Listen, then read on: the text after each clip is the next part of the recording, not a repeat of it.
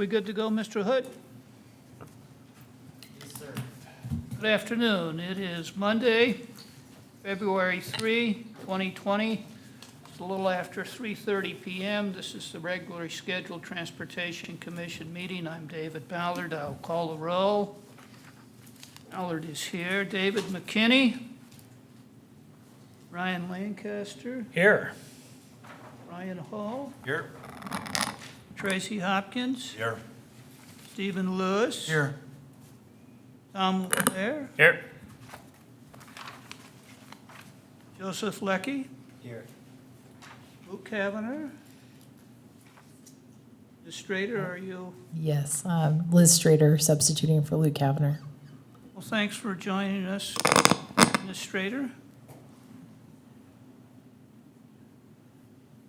Present? John Martin. Here. Tony Tisdale. Ian Updike. Here. Elisa Taysom. Justin Price.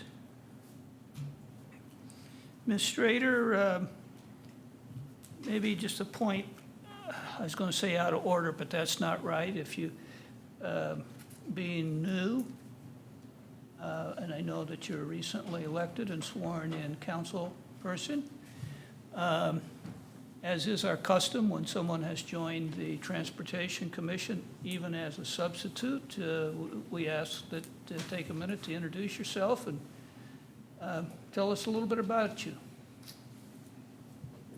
Certainly, Mr. Chair. My name is Liz Strader, and I am on Meridian City Council in Seat 1, and it's a pleasure to be here with you. I know the transportation is really one of the most important things going on right now in the community with all of our growth conversations, and I had met with a couple of folks on this committee and had heard some feedback that it was just really important that we have some, representation here from City Council in the event that Mr. Kavanagh couldn't attend, and that was the case today. So I'm happy to be here with you, and I'd love to be an active participant with you in this meeting and, see if there's anything we can do back and forth to facilitate a good dialogue with Council. I am very committed to making sure that Council is keeping the Transportation Commission in mind when they're looking at transportation matters. For example, the scooters and so forth. My view on that is that we should all be communicating back and forth with the Transportation Commission, and that you guys are an excellent resource that we should be utilizing as a bunch of subject matter experts and getting your opinion on some of these new modes of transportation and potential plans that are coming up. So I didn't really prepare a long speech, but it's great to be here. Thanks. Well, I didn't mean to put you on the spot, but that's an introduction. Commissioners, any brief comments or questions for Ms. Strader? Mr. Chairman, Mr. Lancaster. if I may, I'd just like to say how appreciative I am of Councilwoman Strader being here. So I know that we had, in talking about our role as commissioners, we had put a little bit back on Councilman Kavanagh and said, if you can't be here, please find a substitute. And so I'm thrilled to see that that's happening. So thank you for being here. Very good. Move on to item 2, adoption of the agenda. Mr. Chairman, Yes, Mr. Lewis. I would suggest that we swap in the order 5B and 5C so that Mr. Hunt can go before our priorities, because I anticipate the priorities are going to take up a majority of today, and I don't think it's fair to make him wait that long. Okay, you want to move C up between, excuse me again? You want to elevate it to B. Yes, please. Okay, is there a second on that motion? Second. All in favor? Aye. Okay, so be it. We'll move C up to B. Any other? Okay. I have a motion to adopt the agenda. So moved. Second? Second. All in favor? Aye. Okay. Approval of the minutes.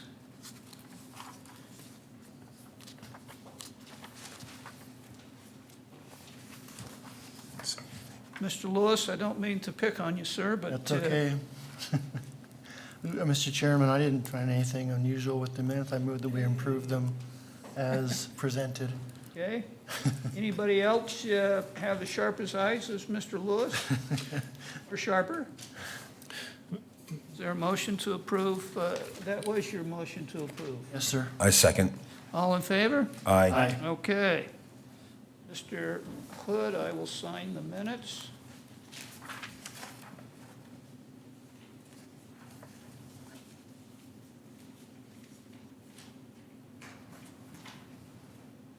Thank you, Mr. Lewis. Okay. Old business 4A, transportation projects update, Mr. Hood. Thank you, Mr. Chair. Members of the Commission, on page 11 of your packet begins this month's transportation projects update. I actually do have quite a few this month that I want to at least call to your attention. I don't think anything different than what's in bold, but I do want them to call a couple projects to your attention. If you try to drive anywhere or get around in our community recently, it's tough. Like every roadway almost is under construction at some segment. So there's, again, a lot of bold. I'm not going to touch on all of it, but Meridian Road here, just north of downtown, is closed currently. So don't try to go north of Albertsons there for a little bit. You can see that they're working on the Settlers Canal Bridge. And that's supposed to be closed for about a month. So we're about middle of the way through that closure, weather dependent, but that should be closed through middle to later part of this month. Under Road, Franklin to Pines, about ready to kick off. I haven't actually been out there, but I understand that tree removal and utility relocates are imminent if they haven't already started. So with real construction to begin a little bit later this month, I think the 7th is when they'll start to do you'll start to see some work out there. So that one hasn't yet gone into construction, but that's happening too. 10 Mile. A couple segments of 10 Mile there, Chinden. Let me see what other ones that I want to call to your attention. I'll let you read the rest of the bold information there that are the updates from last month. But again, you'll see that there's quite a few updates on projects that are into construction now. I do want to, and I did get later from Mr. Wasdall, and thank you, Mark, for sending to me some updates to the ITD projects that are on page 14 and 15. I need to do a better job of reaching out to ITD before I send the packet out. That way you have the most current information. What I'm tempted to do is just email you the update I received from ITD on those projects, because I did myself update what I was aware of, what you see in the packet. But again, ITD sent me some even more updates on particularly US 2026 Chinden West corridor. There's a lot of things, again, going on there. So just wanted to bring that to your attention. So again, after this meeting, I plan on emailing you the update from the state on their segments of the packet that are in there. And I apologize that that's not as current as it could be. I know I want to talk about shared scooters. Let me see if that's next or not. So the Harvest Lifestyle Service is highlighted as well. I think this worked out pretty well last month. I attached at the back of the packet, there's a handout that they provided to the Downtown Parking and Transportation Committee last month. And so I attached that as an exhibit. Their ridership numbers are continuing to increase, and we have a future meeting topic listed on your agenda to invite probably David to come and talk about an expansion potentially of that service, because it seems successful. They had that 3rd van last year, maybe even a 4th van. So I think that's part of some of what the conversation will be, is to have him give a presentation on how they believe this is a successful program, and maybe expansion of that too. So that'll be coming here, if not in March, then in April. We'll work on some calendars and see what that looks like. But that is coming up. And again, if you want to look at that information on the very last page, it's there. And then, yeah, we'll talk with Mr. Hunt and Ms. Taysom here a little bit later on about the bus service, and then shared vehicles. So, yeah, on the updates there, but long story short, last Tuesday provided an update to council on a scoring committee that reviewed the one proposal that the city received to provide shared vehicle or electric scooter service for 2020. The company's called Slider. They're out of Florida. They actually scored pretty well. They did a nice job of responding to the RFP.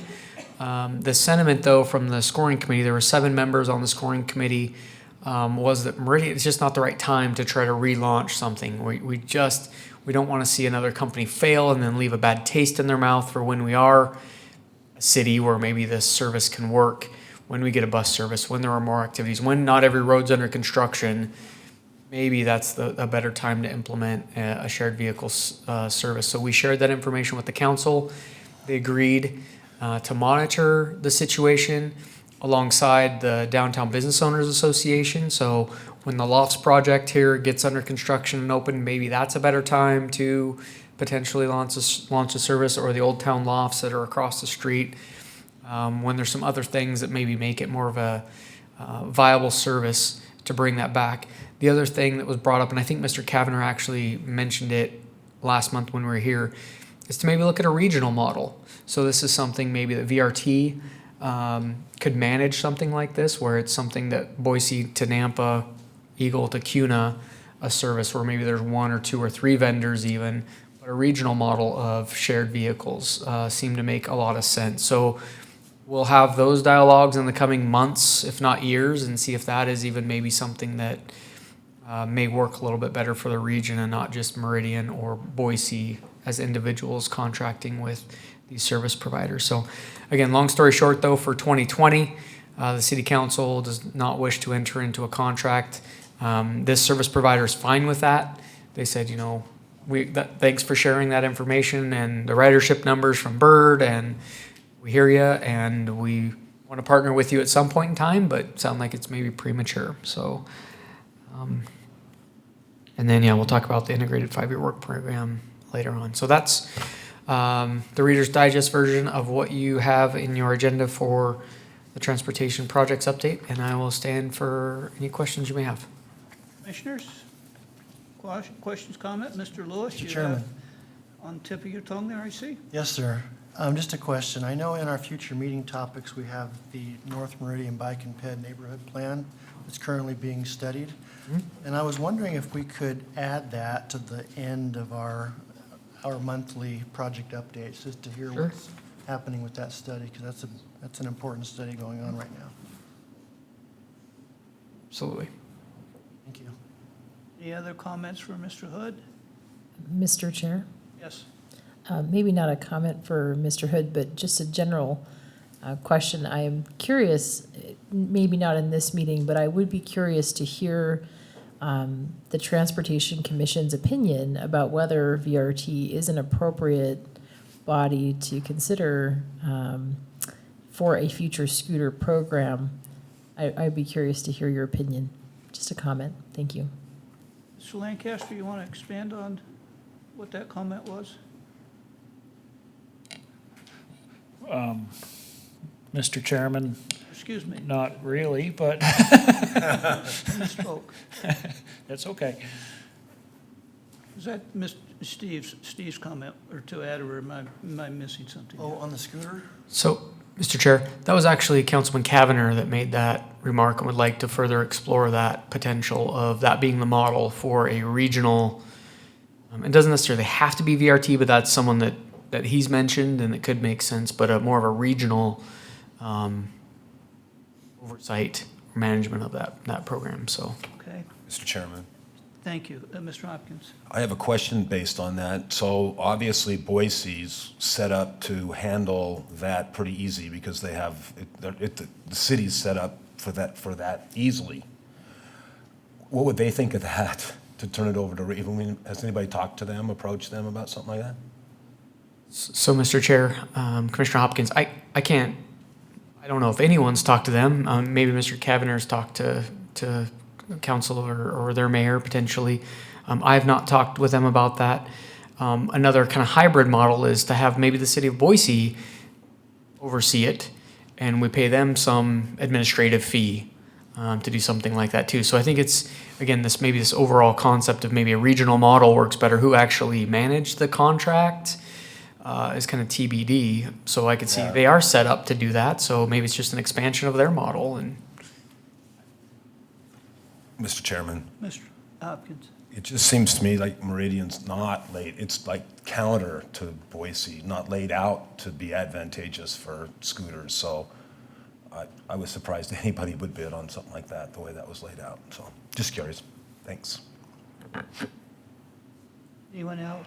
Mr. Chairman, Yes, Mr. Leclerc. Councilwoman Strader, sorry. So did the council give some direction to request that? Is just something you'd like to know, or, and then the other part is, did they sort of set a time frame, 12 months, 6 months, or do they want us to revisit this program within some time frame? That was a big question I had. And then the other one was, did they want us to explore regional agreements or programs? Mr. Chairman? Yes. Just to clarify, I don't think that the council as a body had an opinion yet about whether it made sense to move a future potential program toward VRT. I think the comment was, I think the council acknowledged that, a lot of these companies are startups. It doesn't really feel like we're at the right place if all of the companies' feedback has been that for them to make the business model work in Meridian, it would have to be subsidized by the city. And so my feeling is that it's been tabled for now, and that the Downtown Business Association will approach the council in the future if they believe a program is viable. I just leave that same door open for the Transportation Commission. If you change your opinion or you feel like a program would be viable because the city has changed, maybe our density has changed, or we're in a different spot in the future, feel free to come before us and provide that feedback. And just was letting you know that Councilman Kavanagh had mentioned this idea about whether VRT could be a potential future home for overseeing a scooter program. The council has not weighed in on that, but Mr. Kavanagh had mentioned it. I just wanted to put it on your radar. Thank you. Anyone else? No, thanks. Ms. Strader, Mr. Hood, if I may share a couple of comments. I think one function that VRT, and this is a comment that's been discussed at an MDC meeting or a committee that I attend. Can the scooters play a part in connecting people with transit? And in a long view, that is a possibility and gives another avenue or strength, if you will, to a transit system. If it's a fixed line, you still have to move to the points to pick up the bus and disembark from the bus, and that is a consideration. I think it's been mentioned generally that the layout of Meridian is different than the layout of Boise, the least of which is an absence of a green belt. Green belt lends itself to the use of a scooter, if you will. So I think long view is that may be a conversation. If it's a turf war, that may end part of the conversation, but it may be something to take a look at if the mission is simply how do we move people through different modalities of transportation. Thank you, Mr. Chair. That makes perfect sense to me, and appreciate that, and that the communication lines are open. So if the Transportation Commission in the future feels that that kind of last mile transit in conjunction with other modes of transportation makes sense, then I would encourage you to come before us. Well, it was kind of interesting. There was a news clip last week of one of the senators being able to scooter across Washington, D.C. because of the traffic jam. Well, a lot of variables came to place there, but I think that just illustrated the use of it.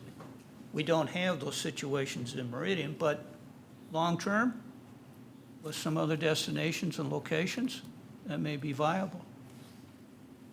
Mr. Hood, for the record, you note that Mr. Wasdale has joined us. Are you subbing for anyone in particular, sir? I'm subbing for Justin Price. Okay, thank you.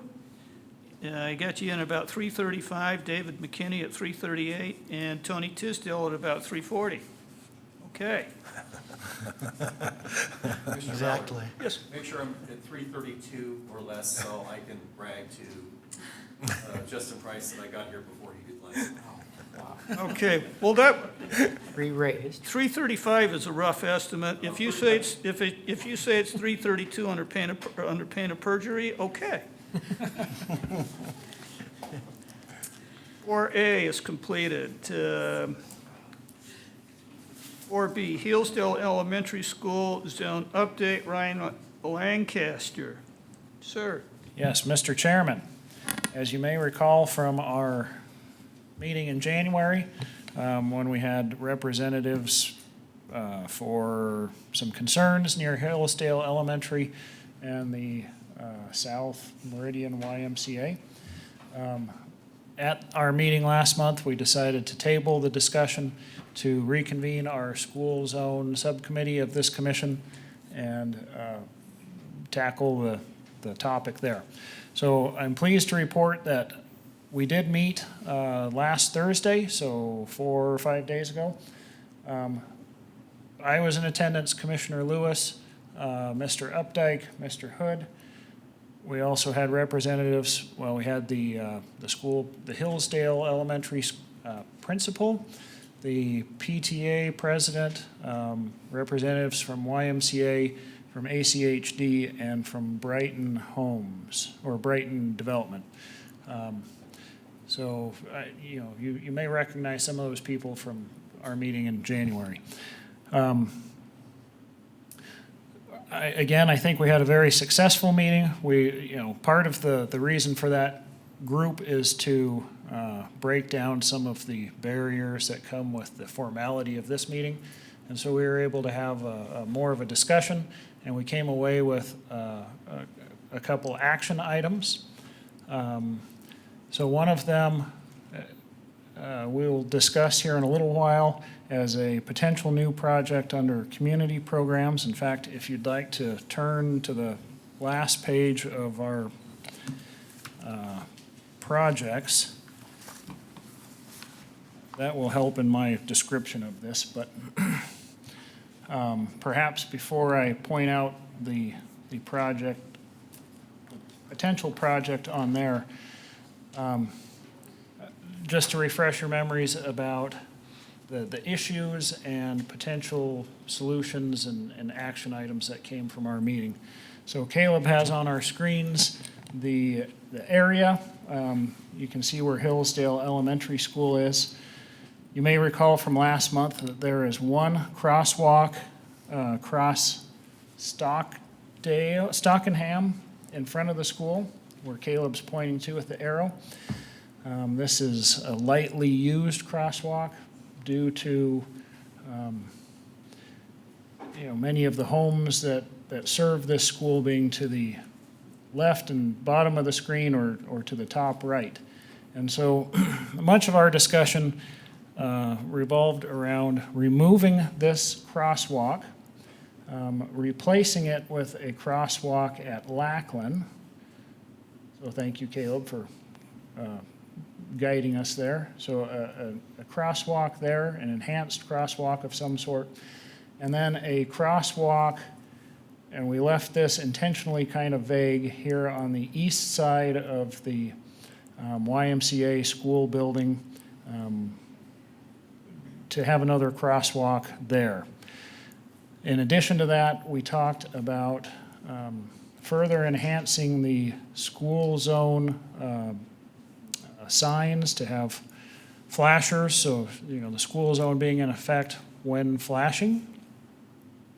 And we had a discussion about the crosswalk on Eagle Road, serving the student population to the west of Eagle Road at Taconic. So from those discussions, we came up with two potential action items for this commission. One, so this is where I had you turn to the potential projects, but on the last page of these projects, the first project that says new Stockenham enhanced crosswalks. So in our discussion, Ada County Highway District indicated that small improvements like paint or signs can be, they can handle that without a formal project. But because these were a little bit bigger as far as removing a crosswalk, adding flashers to signs, adding enhanced crosswalks to these two locations that we talked about, that really bumped it up to a project. And so that's why we have it on our list as a new project to discuss when we get to that point in the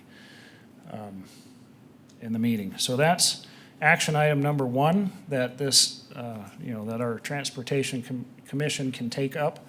Action item number two was with regard to this crossing of Eagle Road at Taconic. So currently the school zone here, or the walk zone for this Hillsdale Elementary includes the Sky Mesa development to the west. Yeah, that Caleb is circling right now. So the principal of the school and Mr. Updike expressed a desire to bus the students that live in this area, which would do a couple things. One, it would eliminate the need for students to walk across Eagle Road, even though that crossing has a pedestrian hybrid beacon that was funded in part by the school, a reduced speed school zone, and a crossing guard. So it has a lot of tools there, but still there's discomfort, if you will, by the users. So there was a desire expressed to bus the students on the west side of Eagle Road, yes, which would allow the school to reallocate that crossing guard to one of the two new crosswalks that are in closer vicinity to the school building.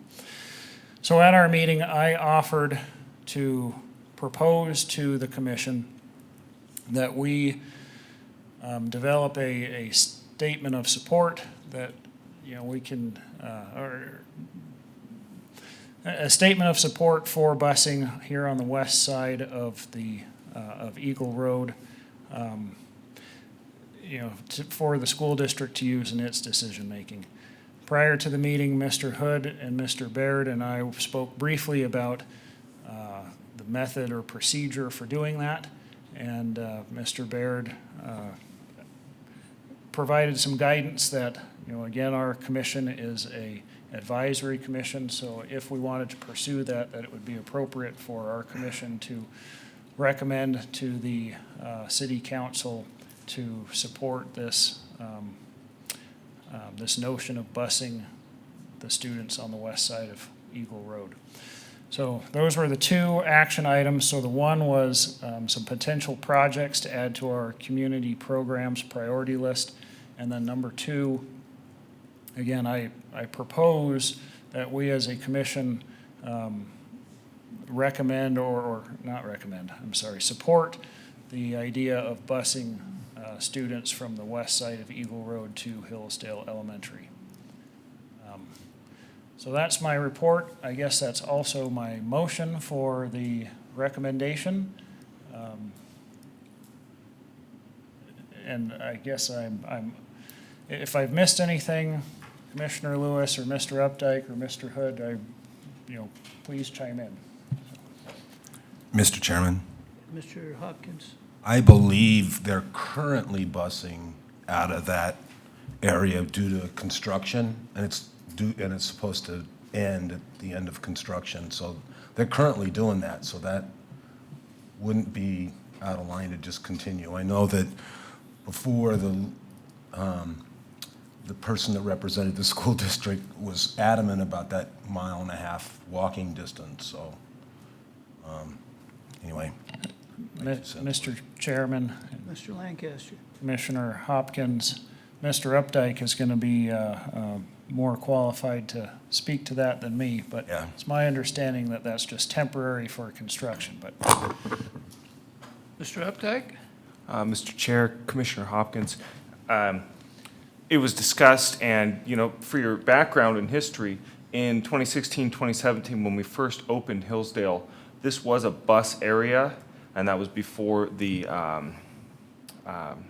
improvements were made at the crossing at Hillsdale, or at Taconic and Eagle. That was moved into the walk zone upon the completion of those improvements. However, since there's no other way for the students to approach that intersection, whenever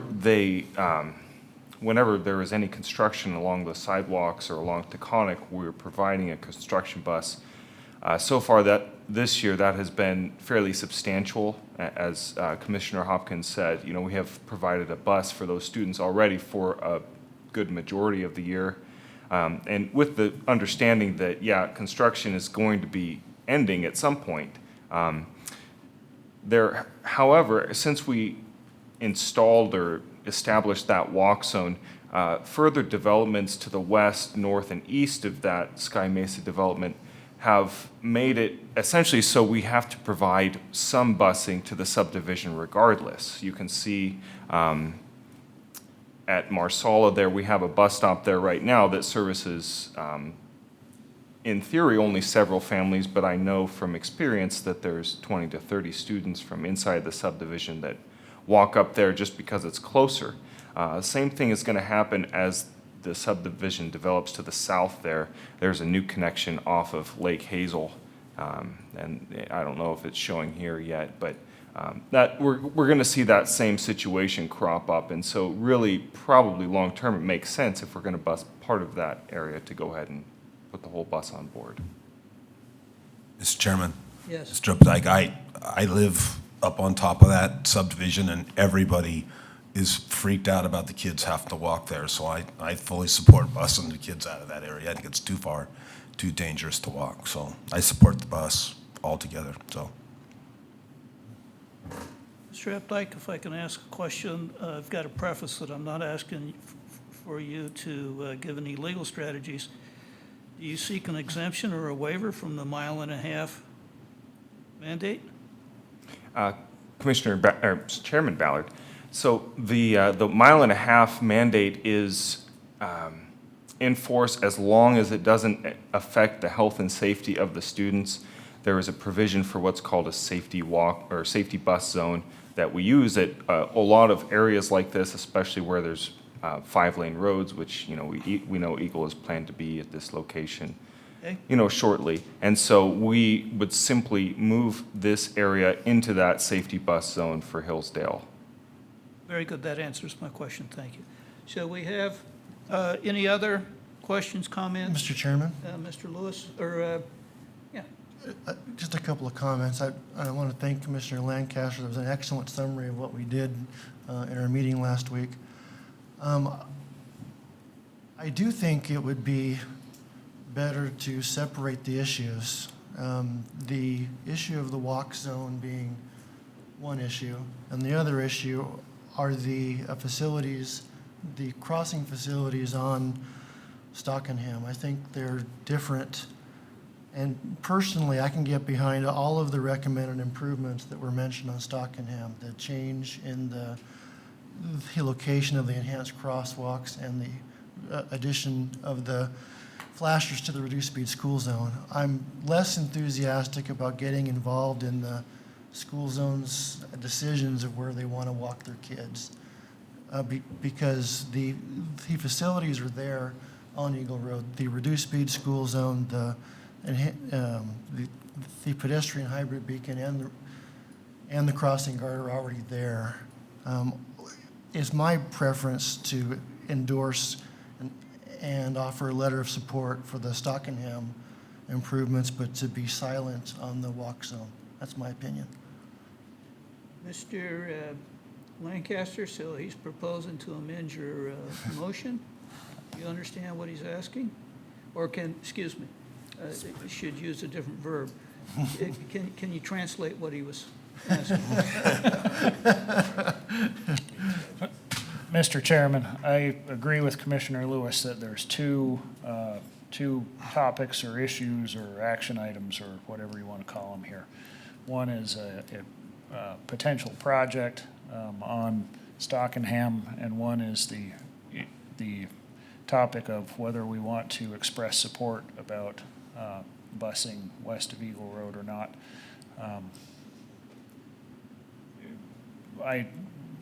Mr. Chairman, I'm not sure that I heard anything from from Commissioner Lewis that would vacate my motion, but, so I guess I still move that we recommend support for busing on the west side of Eagle Road. So, Okay. Is there a second to Mr. Lancaster's motion? Mr. Commissioner, No Or- discussion. Chairman, so are we going to split those and have two votes? Because I believe that's what Commissioner Lewis was proposing. Instead of combining the two into one vote, we split the two, the project for the crossing of Stockingham and separating the busing from the east side, or the west side of Eagle as two separate motions. Is that, Commissioner Lewis, is that correct? That's what I would like to do. and Mr. Chairman, if I may add, I'm fine with that. I think it would be appropriate to take up the potential project with Stockenham later in our agenda when we talk about project prioritization. So I just mention it now as part of our report, but agree that we should address that later in our agenda. All right, so we'll table the motion for now and pick it up in our discussion. Mr. Chairman, I don't think that's quite what I'm proposing, so I think we still, I'm still, so the issue of busing west of Eagle Road is not a project. Okay, So I think I would still like to address that now. okay. All right, and I echo the comment that I appreciate the job that you did of putting together the committee and addressing, or, holding the hearing, or holding the meeting and proposing those resolutions. Job well done. You get an attaboy. Thank you, Mr. Chairman, and to be fair, to give credit where credit's due, Mr. Hood did most of the legwork or all the legwork of setting up the meeting, and so, All right, you get an attaboy too. yeah, he deserves an attaboy for sure. All right, so we have pending then a motion to support the busing. Maybe I've stumbled through that, but is that accurate? Okay, And I second it. second. Okay, Mr. Chairman, Mr. McKinney. before we vote on this, let me just say that I'm absolutely in favor of safety of children and pedestrians walking to school, but I'm inclined to agree with Mr. Lewis that I would vote against this motion simply because I think we ought to offer no comment on it. Okay. Any other- We can still go ahead and vote. I'm just explaining yeah. why I'm going to vote the way I am. All right, so we have before us then just an endorsement or that encourage the school to continue with their busing. Is that fair, Mr. Lewis? Mr. Lancaster? Yes, and just for clarification, so it would just be a recommendation from us as a commission to the city council to support the idea of Okay. busing. All right, and we've got a second of that. All right, so I'll call for the vote. All in favor? Aye. Any Aye. opposed? Nay. No. We have 2 nays, motion carries. Okay. Thank you, Mr. Lancaster. I think that illustrates one of our requests to put a little more on our plate. Okay, so we are through item 4B.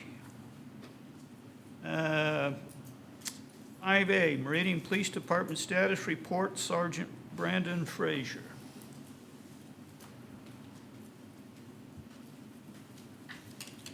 Good afternoon. It's been a Good while. afternoon. My travels have taken me elsewhere, and forgive me, I'm multitasking times 3 today. Listening to something in my ear if I'm delayed in answering a question or what have you. I'll start by saying that perhaps you guys have some questions for me since I haven't been here for a while. But I can provide an update on our hands-free ordinance enforcement. That's going extremely well. Our officers have noticed a change in behavior, which is the number one goal of that ordinance from the beginning. And we're also seeing a lot of jumping on board from surrounding cities and even the county as a whole, as well as some movements within the legislature this session to move towards distracted driving bills or some form of hands-free bill that is statewide. We'll wait to see what happens there.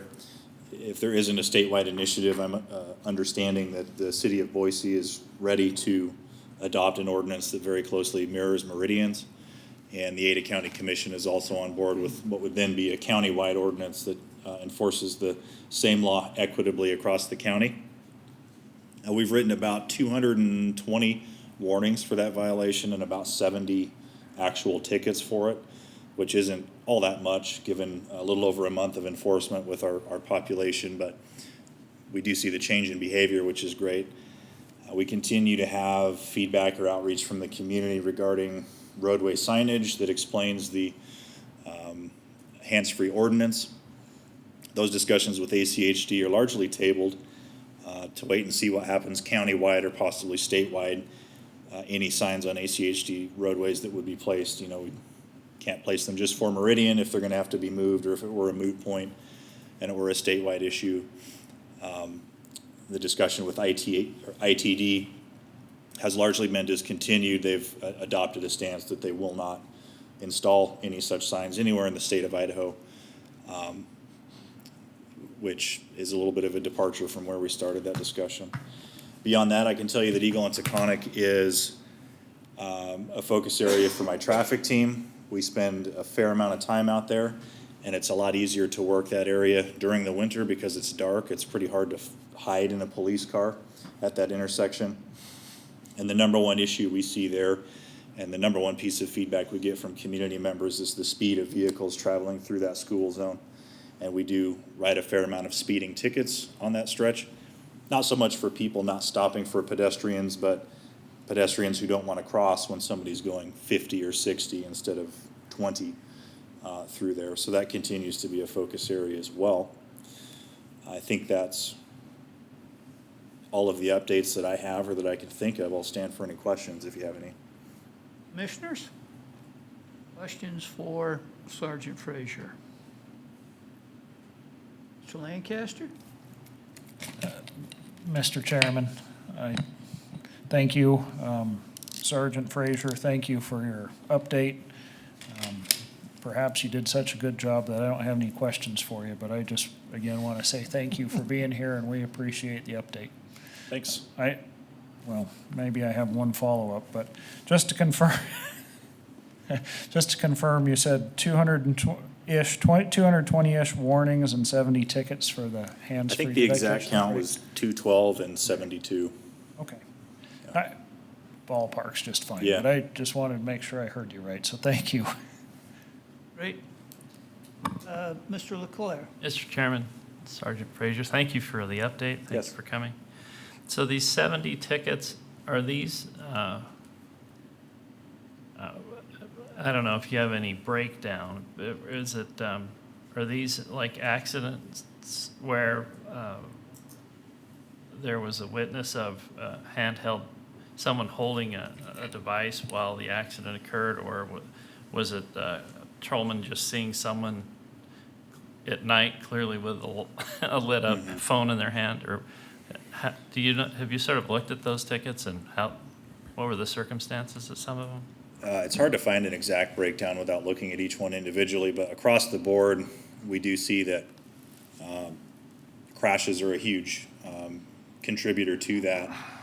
And really, it's somewhat beneficial for the community because people are now sharing with us that they were using their cell phone during a crash, which can be advantageous for them in terms of looking at an infraction charge versus a misdemeanor charge during a crash. And that public outreach and communication we've done, people kind of say, hey, I was on my cell phone, that's why I rear-ended this person. The other thing we see, probably the number one thing that people are getting pulled over doing is running a red light or not going on a green light, and they're on their phone. The least likely or the least common application of that ordinance is a police officer's driving around looking for people that are talking on their phone. People do get pulled over for that, but most of those are the 200 and some warnings we've written. Whereas the people that have gotten a citation are either involved in a crash, they're speeding, they've not stopped for a red light, or even a pedestrian crossing that happens out here on Main Street, believe it or not, or not going on a green light, the things that really irritate other motorists.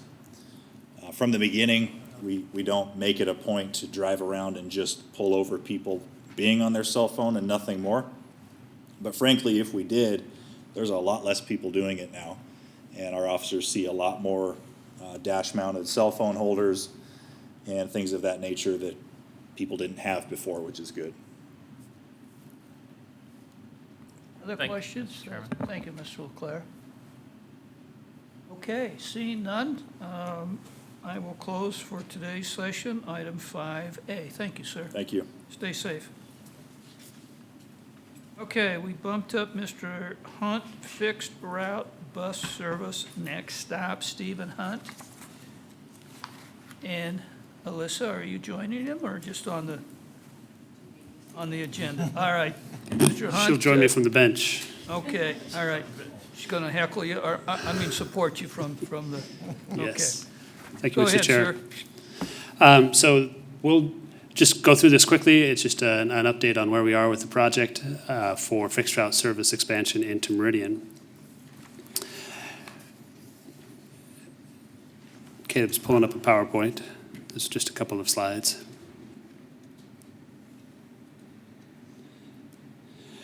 So the two things that I wanted to share with you today is just an update on what we're planning on doing in terms of the public outreach, and then we'll talk a little bit about where we are with our capital investments. So we came, I think it was in December, and talked briefly about our messaging, and so we'll be carrying forward with the messaging of installing fixed route service to respond to Meridian's growth, that it builds on our past, and that it is connecting to our future in terms of where development is happening through the downtown core and at the two nodes at both the 10 Mile and in and around Kleiner Park. What we will be sharing with the public is a recommended routing, which is the same thing that we shared with you all at our last meeting, going down Pine Street, connecting, again, 10 Mile and Kleiner Park out to Eagle Road. And we anticipate beginning that outreach at the end of this month. We'll also be asking the public to prioritize any additional passenger amenity investments, so that'll be helping with us as we develop specifics on the capital investments of what I'm talking about are shelters and benches and signs at the bus stops.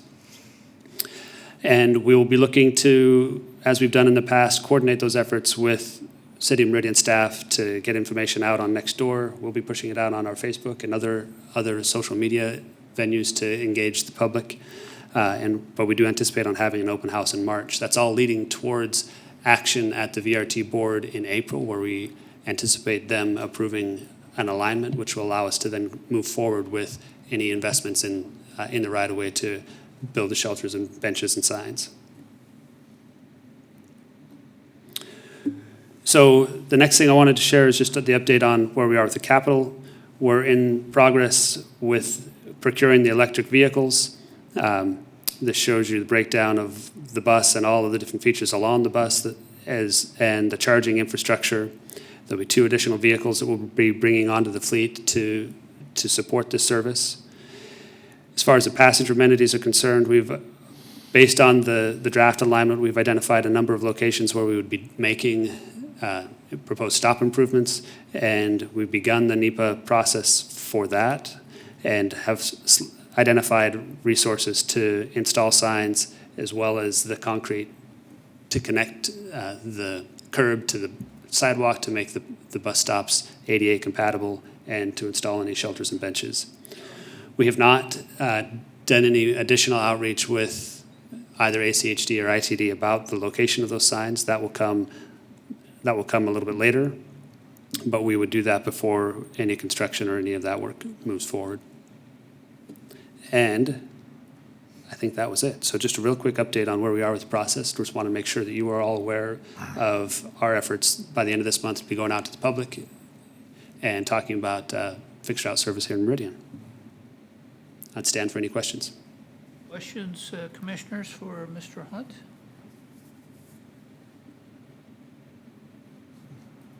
Hearing none, Mr. Hunt, I applaud your efforts. I'm excited to see what this next chapter, or maybe it's not a chapter, but just an installment, whatever the right verbiage is. Yes. I'm excited to see it. Thank you. Thank you for your support. Very good. Okay. Now we move to the 2020 Roadways Intersection Community Program priorities. Mr. Chair, members of the commission, we do have a new member or two, so I'll do kind of the spiel you get to hear every year. This is one of the bigger duties or tasks that you're assigned as a commission, is to weigh potential improvement projects throughout all the county, really, but focusing on Meridian and our area of impact, and then submit a list of priority projects to the city council for their consideration, and then we forward that on to ACHD for their consideration and as part of their programming. We typically don't, and this year being no exception, we use last year's priority lists as a starting point for this year's priority list. So we don't reinvent the wheel. If it was a priority project last year, it's probably likely a priority project this year. However, things do change. Our growth patterns change. Crash locations can change, those types of things, different things come online. So we do ask you to consider all these projects, kind of independently, even though they have last year's ranking, if you will, or prioritization list there. This year, what's new? A couple of things, and I'm going to switch to. So I shared this link with you. I don't know how many of you were able to go there, but ACHD put together an interactive tool this year that has a lot of the information we typically use when coming up with our list. One of the other tools that we use is a level of service map, and I did hand that out to you and sent you a PDF too. So level of service, and the engineers are going to cringe when I explain this, but essentially it's not a scorecard, but think of it kind of as such. The greens on that level of service C is free-flowing traffic. Essentially F is you're not gridlock necessarily. There's different levels of F even, but there's a capacity issue. You're not moving as many cars down that mile segment or through that intersection. So just look at that scale of C being an okay, a passing grade, if you will, and an F being a failing grade, where there's more delay than necessary or more delay than ideal. So level of service is something that typically this commission has considered.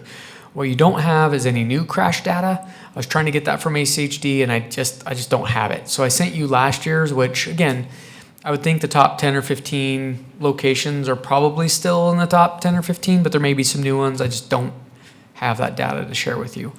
I also don't have the programming spreadsheet. Again, for those of you that have been around for a while, typically we get ACHD's cost benefit ratio, and it'll shows how it all scores out in the programming countywide. They're working on putting that together. I just don't have it at this point in time. So as I get that, or if I get that from Christy at ACHD, I'll forward that on to you. I don't think that prevents us from doing what we need to do today or this month and even into March.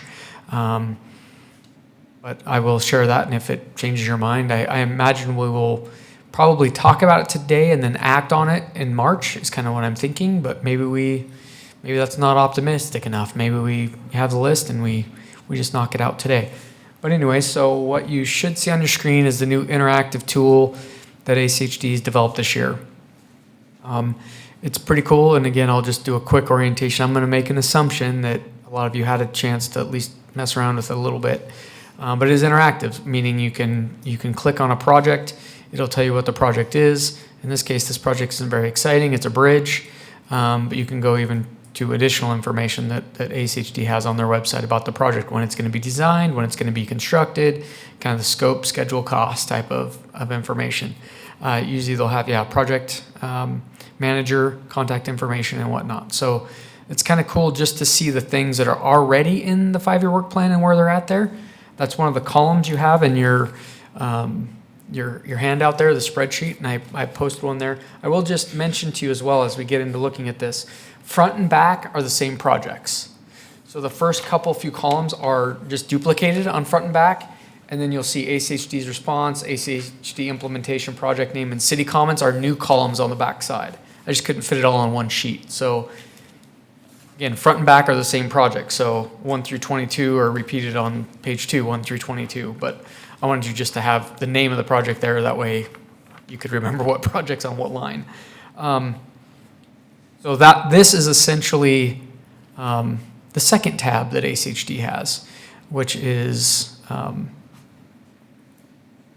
all agency project requests. So this is in visual form for Meridian. So everything you see here should be in here. I'm going to take this a step further real quick. So we've developed in-house, and this should look fairly familiar to you all, but here's where that looks as far as prioritization numbers go. And the blue circles are intersections, and the red squares are roadways. So you can kind of see our 4th highest priority roadway project where that's located. So it's again, essentially the same information you have here, just if you're like, I live in South Meridian, how come there's no projects in South Meridian? You can see, well, actually, our number 1 project's in South Meridian. Or, man, I'm out of Black Cat, why are we in the 50s? Or you can just see where they're ranked. Not that they're on the list, but where they are on the list this year. So I'll update this and bring it to March based on what we do today. And then this will be some of the information we'll also share with council after your recommendation. So they can kind of say, hey, is there an equity issue here with north, south, east, west, downtown, or whatever? At least it's something to factor in. So I'm going to go back to ACHD's tool. So, and here's our request. You can also look, at Boise's request or CUNA's, Eagles, Star, whatever you're curious about. That's all there as well. And again, same thing. You can click on a project. You can understand what the project is. And then the status of those. So this is kind of a hybrid. Some of our priorities aren't in the in ACHD's programming right now. So I guess that's a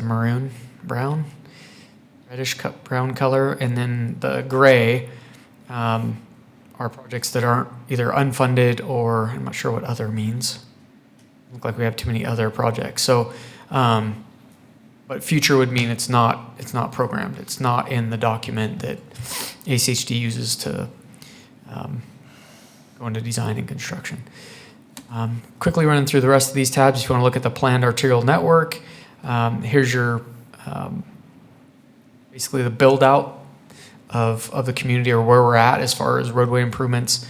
I want to transition here just for a second, and I'm going to pull up the spreadsheet and just call to your attention again fairly quickly, hopefully. But I did add some new projects at the end of the list. You can simply let them hang out there, or if you don't want them on there, that's fine too. But what I took the liberty of doing is adding all the other projects that at least they weren't on the radar, that are kind of Black Cat to Lake Hazel and in, that aren't green on ACHD's, meaning there's still work to be done. Doesn't mean it has to be a priority now, just meaning that it's not fully improved its ultimate build out. So then we at least our list has all the potential projects, not saying they're all priority, but all the projects listed as far as intersection and roadway segments. So everything from, again, about Black Cat to Lake Hazel, Eagle Road. I didn't go all the way Lake Hazel out to Mike McDermott, but kind of where city limits are today and in everything on the prioritization list. So I think now is probably a good time to let you know that on the spreadsheets, and again, mainly for the newer members of the commission, but probably a good reminder for everybody else, let's not mess around too much with what's priority 33 and 34. It's really your top 10 or 15 projects that score at ACHD. So we want to make sure we get those right, and let's spend some time there, even the top 20, because those are the ones that are likely going to be your top 10 or 15 next year or in the coming years. But again, let's not arm wrestle over if it's project 45 or 47, because it really doesn't matter that much. Now, if it's 45 now and you want to move it top 10, that's fair. And let's get it as close as we can, but I don't want to spend a whole bunch of time making sure we've got it exactly right all the way through all 69 different roadway segments we have an intersection. Okay, so just to finish off kind of that conversation, and for Meridian right now, and this is to Commissioner Lewis's point a little bit, ACHD also has this last tab, which is neighborhood plan. So we did a 2012 project in downtown Meridian, transportation, bike. I remember Commissioner Lancaster being at Meridian Elementary. For some reason, that's just stuck in my mind from 2011, 2012 with his boys. And anyways, helping be part of that. But that's the only segment of Meridian that currently has a neighborhood plan. We are developing, ACHD is developing in conjunction with the city, a plan for the rest of North Meridian, and I'll provide an update next month. We'll provide you an update because that was kicked off a couple months ago, and they are moving forward with some of that. This isn't too overly helpful right now, but there are several projects that ACHD has actually completed that are consistent with the plan, and just a handful or so more that are outstanding. So again, if you wanted to use this and look at some of those, you can understand that this is a bike project, and yeah, it's complete because again, a lot of the things they've been working on at ACHD. So anyway, so there's the interactive tool. So hopefully you use this as you came up with your draft priorities. Mr. Chair, I'm not telling you how to run the meeting, but you know, I did ask everybody to kind of do some homework, at least come prepared with projects maybe they think should be higher or lower on the list. I did hear from Commissioner Lewis. He's the only one that responded back to me, and I didn't ask to have everybody's, and I'm not going to try to play referee about what that should be. I think through consensus, I have no doubt we can get there. But I think this is the time where I throw it back to you. You let me know if you need any more information, do what you need to do. But yeah, I think I'm done unless you have questions about what the next steps are or feel you're lacking information to move forward. Well, Mr. Hood, before I defer to Mr. Lewis because he did his homework, are there any comments? Mr. Lancaster? Mr. Chairman, I had a thought on my drive over to the meeting that I'd like to share and potentially act on. So you and I have been doing this for a little while as far as prioritizing these projects, and it always seems a little bit clumsy, you know, in this room, in this setting. You know, that was one of the advantages that I mentioned about the school zone subcommittee is we can get out of this room and be more informal. With that said, the idea that I had was that I think we could make work is perhaps we suspend our Robert's Rules of Order for this agenda item for 5C now, I guess it is. So we can have a more open discussion, and then, you know, when we're done with this agenda item, we go back to our procedural Robert's Rules. So that was just my idea, and I thought I'd share it. Okay, and how would that look? Whoever can talk the loudest wins, I guess. I don't know. Well, you know, I get that, but I'm thinking, well, what commissioners, your thoughts on pursuing Mr. Lancaster's suggestion? You need to ask council if that's even. Yeah. Ask Mr. Baird if that's possible. Can we suspend the meeting, talk, and then Sure. Mr. Chair, members of the commission, I don't think I heard suspending the meeting. I think I was just hearing a plea to the chair to relax some of the rules that we use. We're not stuck on using Robert's rules to the extent that you know, the book is this thick. We just kind of try to use it to make sure everybody gets heard and the points are made and that you don't have a breakdown. But Chair, it's really in your discretion on how you want to run the meeting. So if you want to give that a go and see what it looks like, and anytime you decide that's a bad idea, just say bang that gavel and go back go back to what you were doing. So you've got the flexibility as the chair to do that. I appreciate that. I had thought that in times past, we've had a pretty free discussion, if you will. But I get it that I still think we need a little bit of, texture's not the right word, but at least a little bit of a skeleton to follow. But I am open to the idea that we have some of those comments. Not ignoring that, I would still like to hear Mr. Lewis's plan for how he sees the world and maybe, I mean, use that as a model and by all means, we'll have that conversation. I can do that if you'd like, Mr. Chairman. Please, sir. Okay, well, I took what Mr. Hood was saying about, focus on the top 20 projects. Given that the top 15 are the only ones that get bonus points in the ACHD scheme of ranking these projects, I apologize. I marked up the first version of the spreadsheet that didn't have the crossouts for the projects currently in construction. So when I mention a project number, it might be crossed out. Just tell you that in advance. My thoughts were to keep the first four from our 19 rankings as they are in the first four.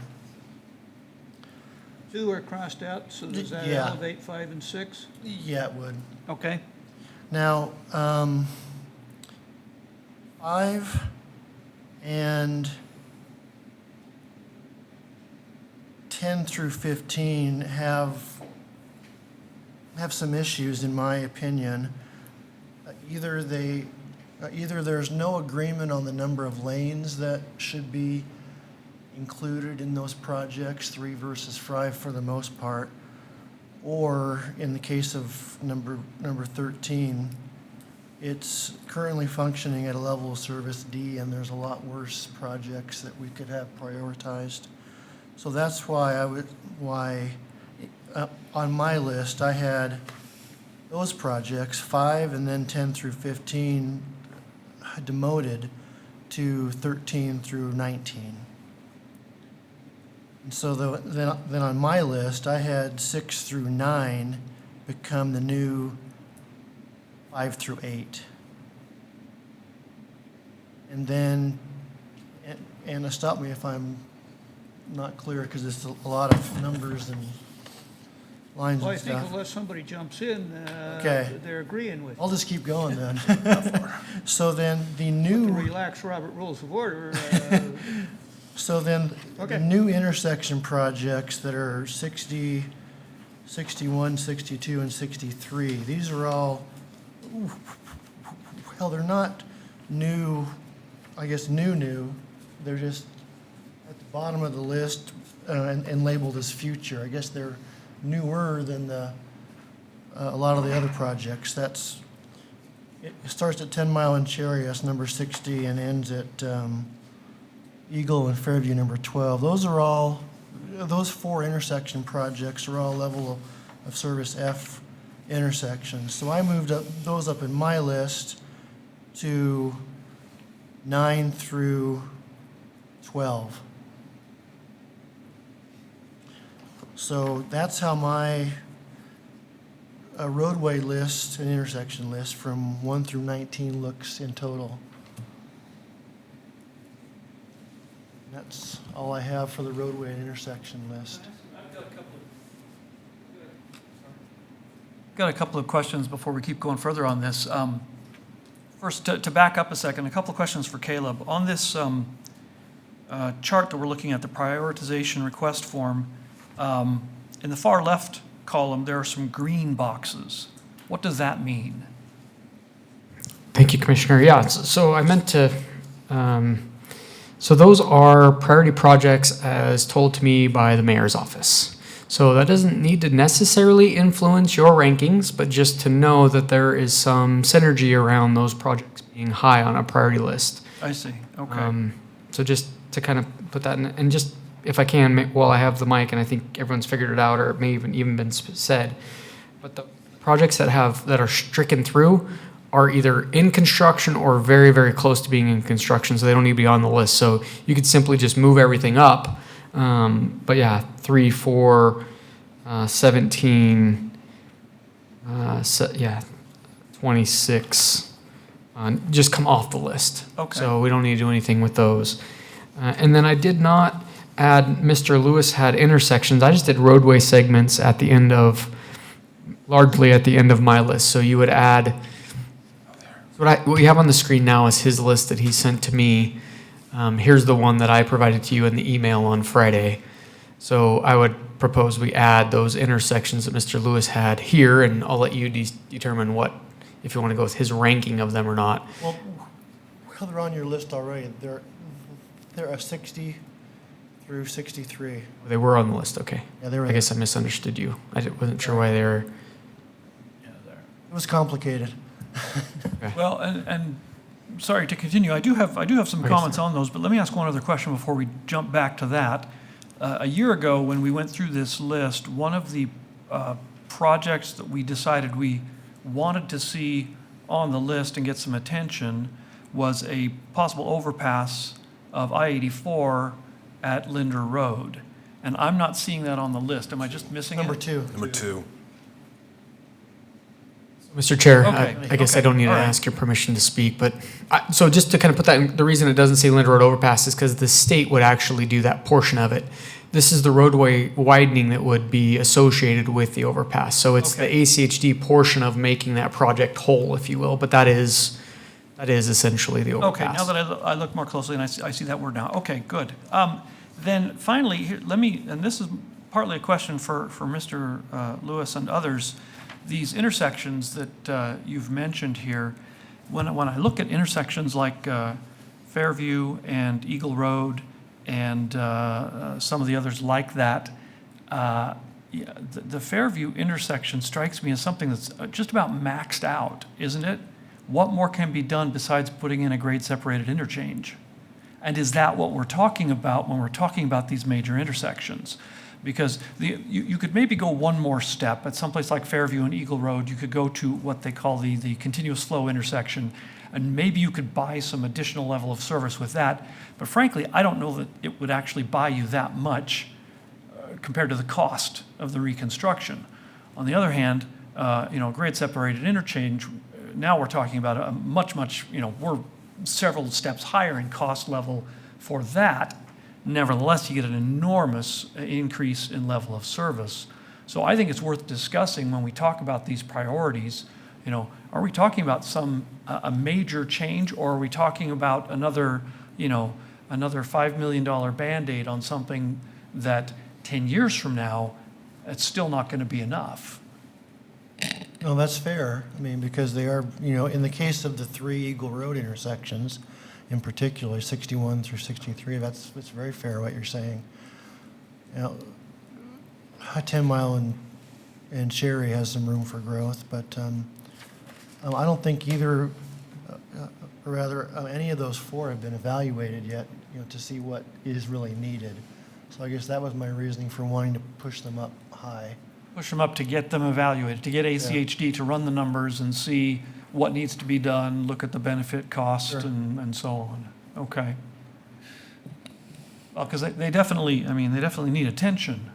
And it's always a matter of deciding where to put the money, because there's always more need than money. Mr. McKinney, by way of example, I think your point on 63 Eagle Road and Fairview Avenue. This is my comment, but that is a much-studied intersection. Mm-hmm. So Eagle Road is still a state highway. But I think in part of our conversation is other agencies that have looked at what can be done to bring traffic in and out of the village. I'm not endorsing an economic, but there's some other groups that are having a lot of conversation about that intersection. So my point is, I think it is well said. But unless we have some of those other pieces, our conversation is about half intelligent, no offense. No, you're absolutely right. I mean, we have that same issue going along Highway 2026, being a state highway.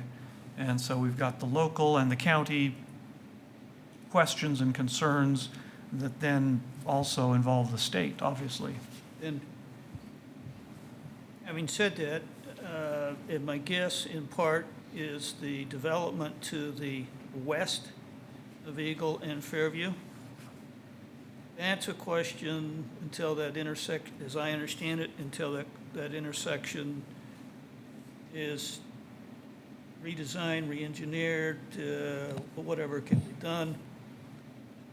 The question about how you develop that to get the traffic. So, large question, but I think it's well said for Mr. Lewis and for you to say 63 deserves further conversation or cleaning it up. So I agree with Commissioner McKinney that it probably doesn't make sense to move Eagle and Fairview to the top 10 or top 15. So for the same reasons that he already stated, I think he's spot on. So some of those other intersections might be okay to move up further on the list. Commissioner Lewis, I'm not sure I'd put them quite that high, but I agree that Eagle and Fairview shouldn't be very high. And I guess I'd like to take my stab at this. And Councilwoman, I'd be interested if council has any input, guidance on council priorities, perhaps. We've heard what some mayoral priorities are, but my approach to this, if you will, is going to be by Ustick being one, Linder being one, 10 Mile being one. I think there's some south of the freeway that we've talked. You know, I kind of approach it that way, and let's finish some corridors. So Linder comes to mind, west side of our city, in that it's one of the few crossings of the Boise River, right? Eagle and Linder being the two in Meridian vicinity. So I think it's important to finish on the list and fallen off as opposed to which ones are on it currently and maybe what we're missing. But I'd like to make sure that we finish Linder, finish 10 Mile. There's a couple on here for Ustick with regard to the planned Owyhee High School on the west side of the city.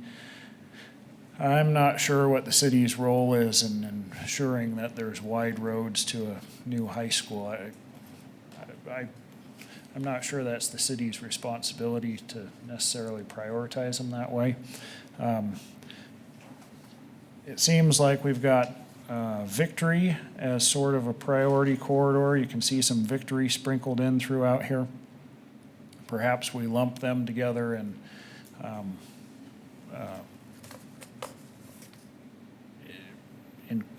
in projects, you know, in the right order, if you will, as opposed to kind of scattered throughout.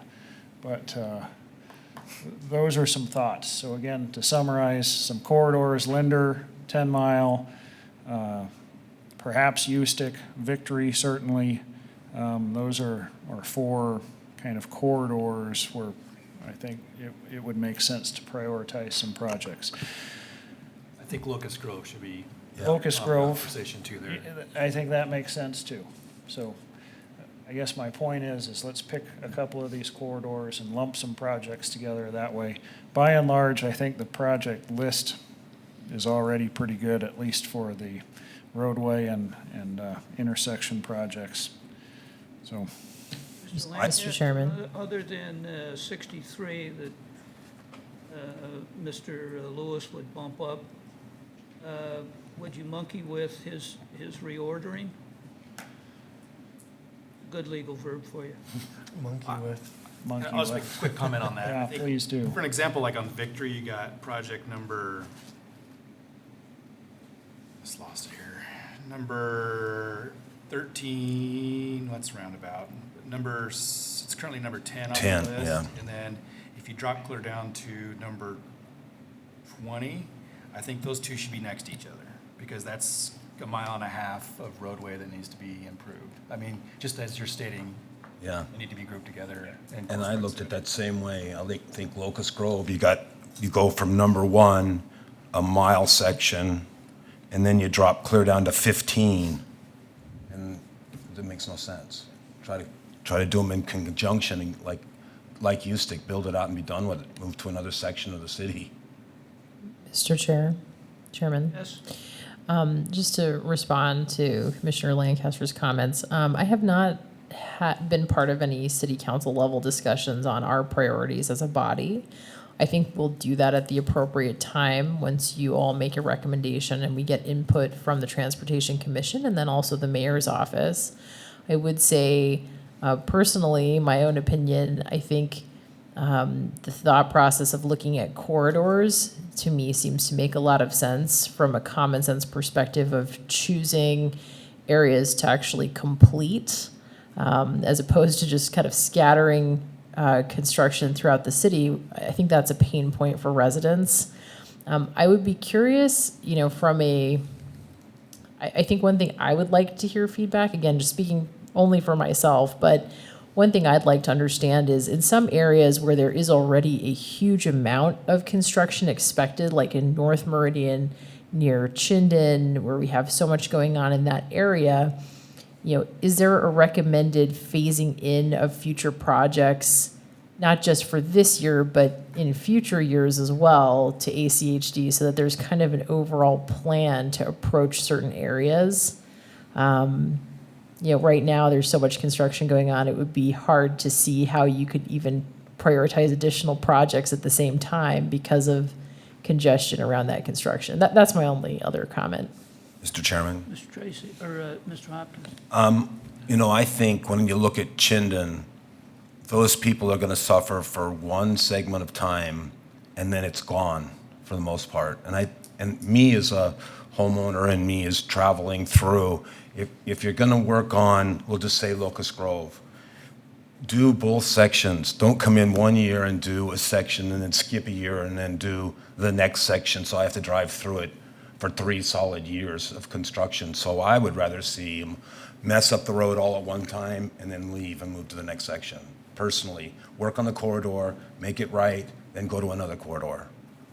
So, and try not to bugger up the north-south when you're working east-west. Try to stay in one line. That seems to make Mr. some Lewis, sense. you had a comment? I'm not yet, sir. Well, I'm wondering if, and I don't know the methodology, and I'm very, very far away from engineering, but I suspect that when you work on one segment, skip it and go to another, you're still allowing traffic on the roads that are still serviceable to get in. If you lock up a 2-mile section, that really chokes up people trying to get into those 2 miles. But I would think that there's some method behind the methodology. But I see your point. Well, sorry if I may, just to kind of talk about the construction side of things, there are several ways to do it. Anytime you've got a big highway project, for example, something's happening on 10 Mile Road between Ustick and McMillan right now, they have to replace a bridge. But instead of shutting down the road, the whole segment, to replace that bridge, they're going to build a diversion road, put a culvert in temporarily, put some dirt in there, run traffic around, do the bridge, and let the traffic keep going. So the concept about doing things and the phasing in which you do it, how you do it, it's always more expensive to keep traffic moving while you rebuild a road. But depending on what road it is, that's a kind of a political question. Do we need to keep traffic going here? And so it makes it more expensive, but in some cases, that's the best option from from an overall congestion standpoint and from kind of a political perspective, not shutting everything down. The reality is you can do, your mention of doing a 1-mile section versus a 1.5-mile section all depends on how they do it. Like you say, there can be construction zones that persist and are still manageable for a significant period of time. On the other hand, in other cases, you break it up. And that's the kind of question that the engineers and traffic people work with all the time to try to figure out what's the best way to do it. At the same time, you know, the money people that are in control of how much we're spending on a different project and when, that's another part of the puzzle. And so the smartest thing to do, well, let's see, is sometimes what's done is smart from one perspective and not as smart from another. And the reality is you can't always please each of those factors every time. I don't know.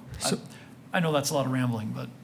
Mr. Hood? Mr. Chair, I just wanted to, so a lot of what's been said, I don't disagree with, and it seems like we've even had this conversation in the past about grouping projects together.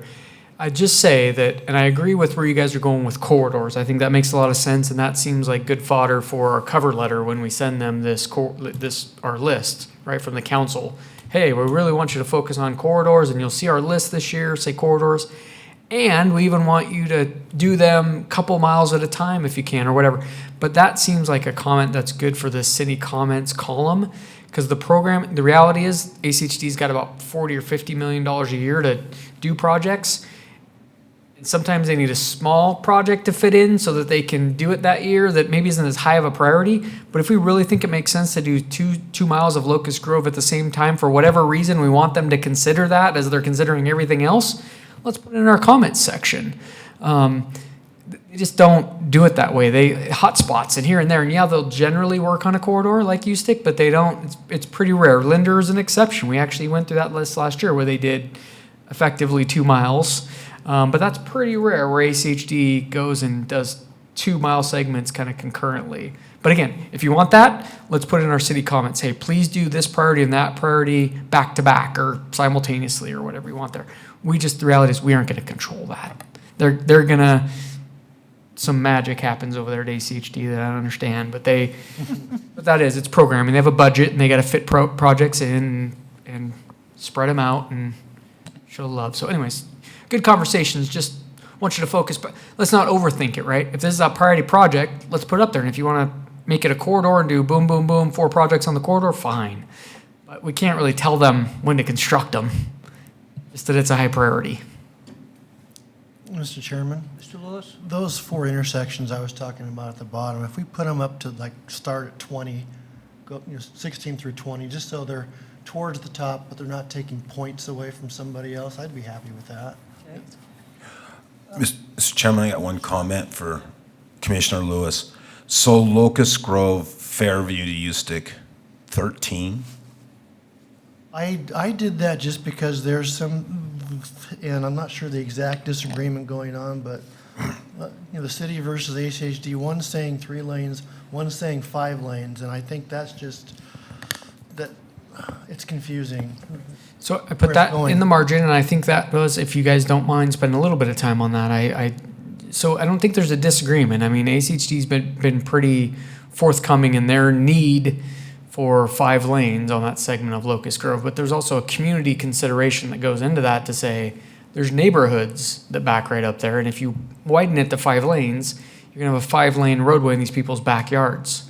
So is that really, it's that cost benefit and, at what point is just moving more traffic outweigh the benefit of quality of life, if you will, for those adjacent neighborhoods, because they're losing, like on Meridian Road, whole bunch of large trees came down, right, to widen the road. And I'm not saying that wasn't warranted. That was thought about.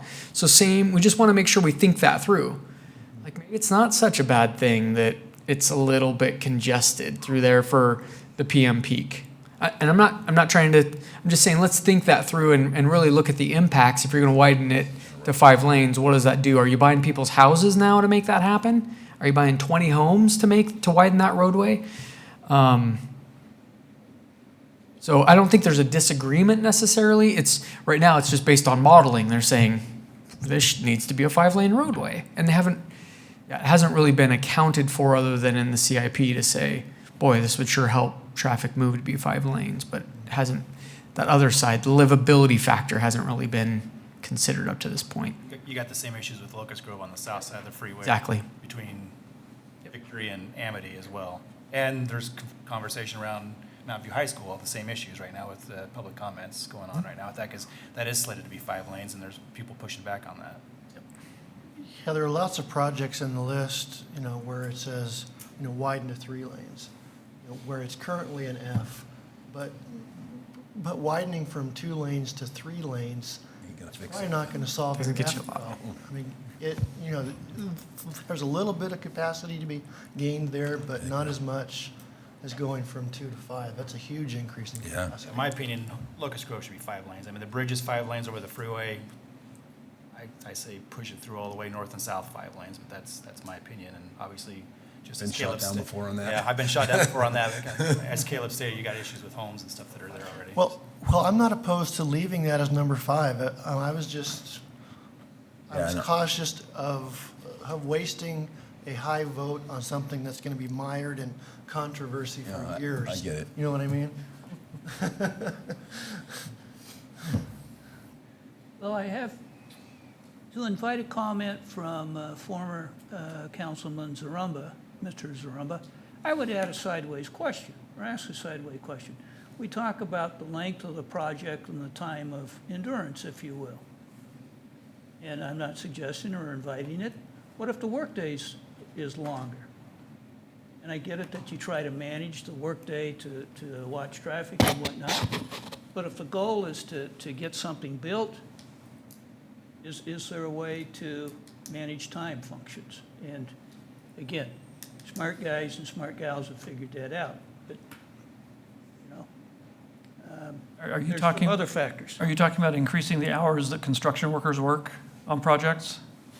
I'm talking about the length I'm not talking about the hours of the members driving the equipment. I'm not into the union issue. I'm talking about, do they have a 10-hour period that they're constructing or a 12-hour period, and you figure out how to staff it? Daylight to dark. Oh, okay. And I'm not talking about overtime. Do you work 6 days a week? And that raises all other questions, but if we're talking about time and what it takes to get it built and, our patience and whatnot, and I know the other side of it is, I don't want to hear equipment after 5. I don't want to hear equipment before 8.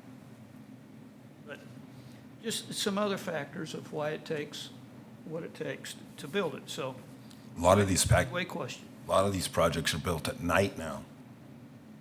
So they're working all the time to That even solves a time. number of issues. Yeah, okay. So, Mr. Lewis, where do we stand after that mishmash? After that discussion?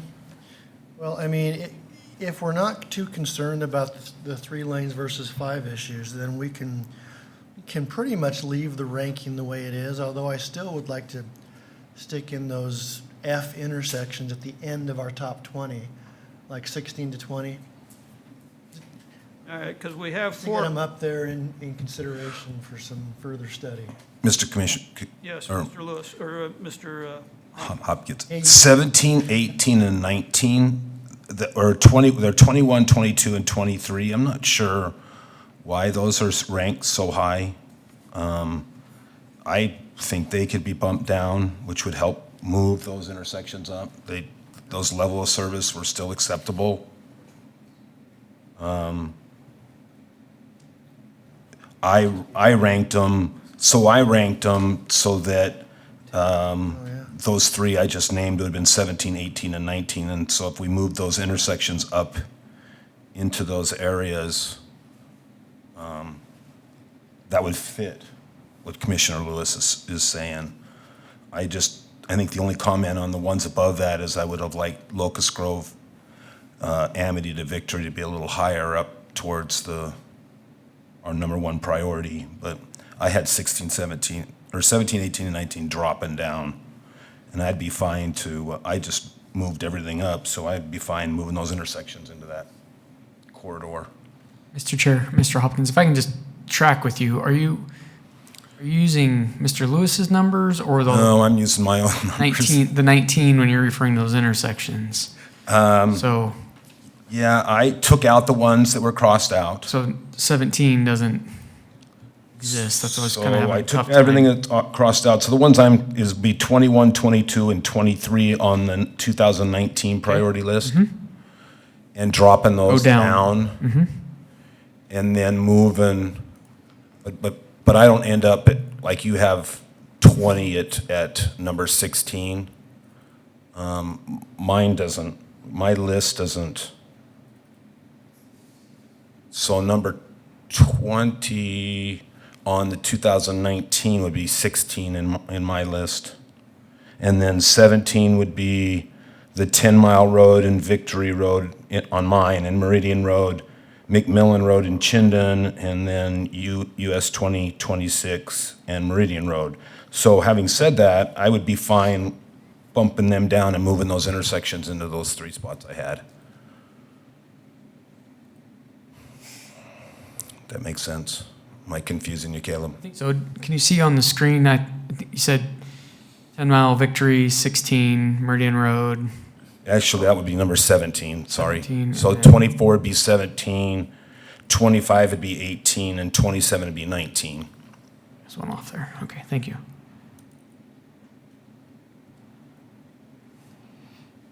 And then 1 through 15 are the same order as they were. I just took out all the crossed out.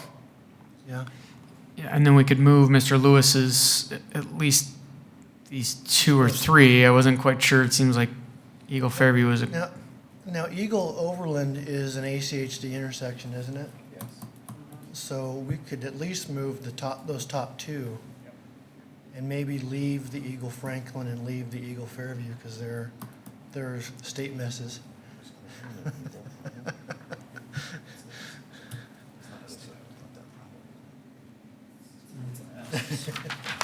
Well, and if I may kind of chime in on some of the corridor concepts that Mr. Lancaster mentioned earlier.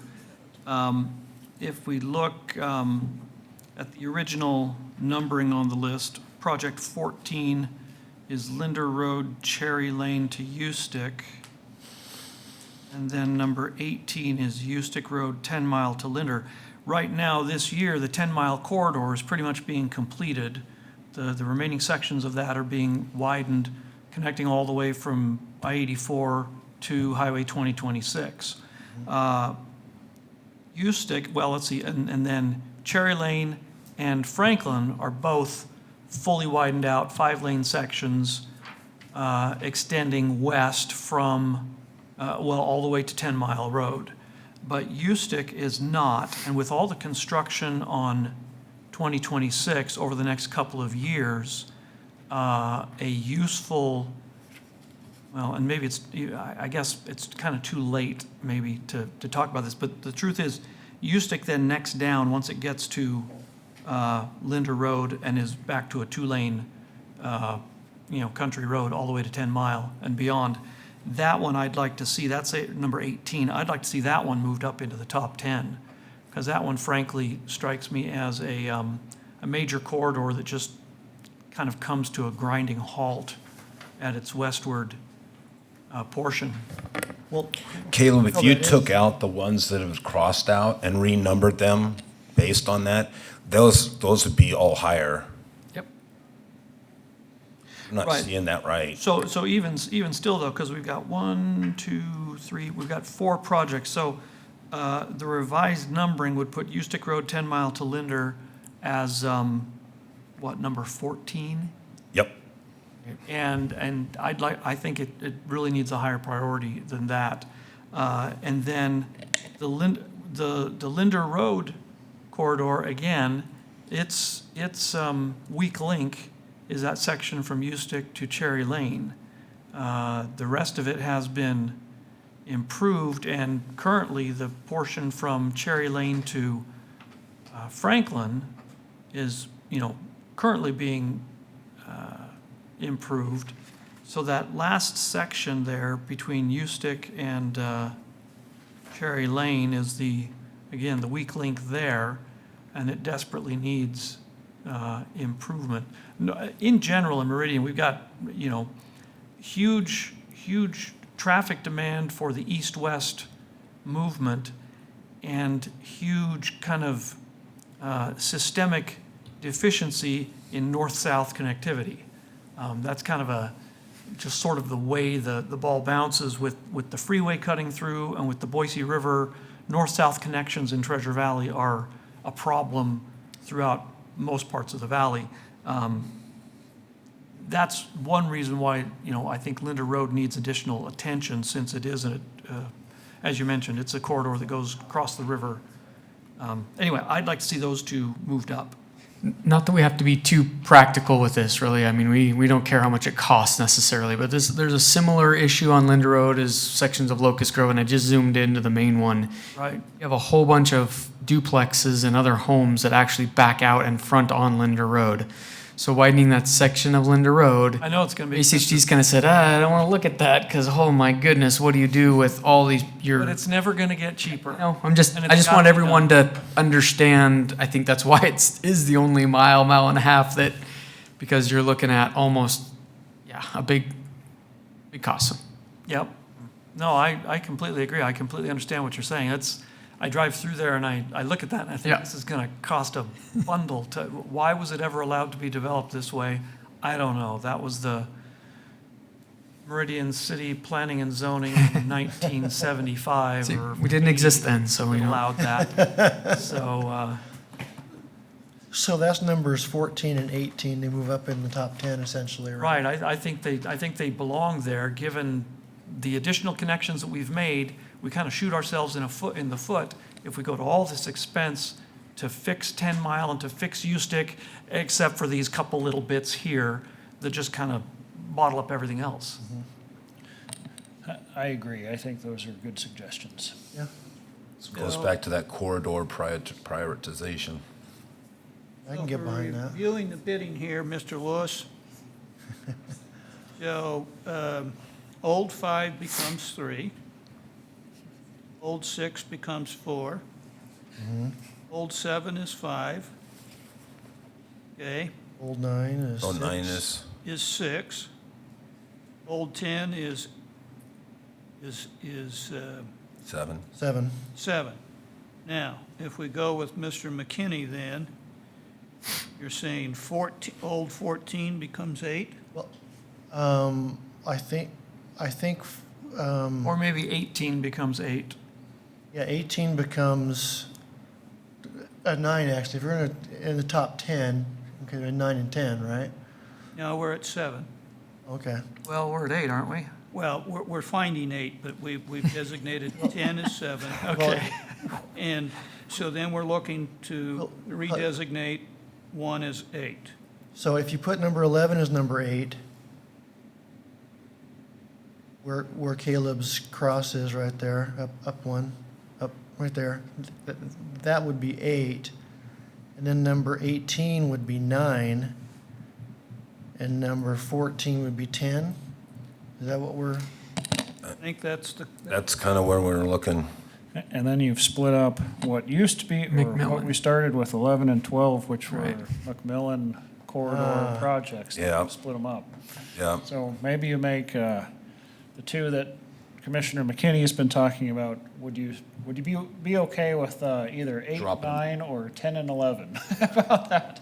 I think the U-Stick and Linder projects,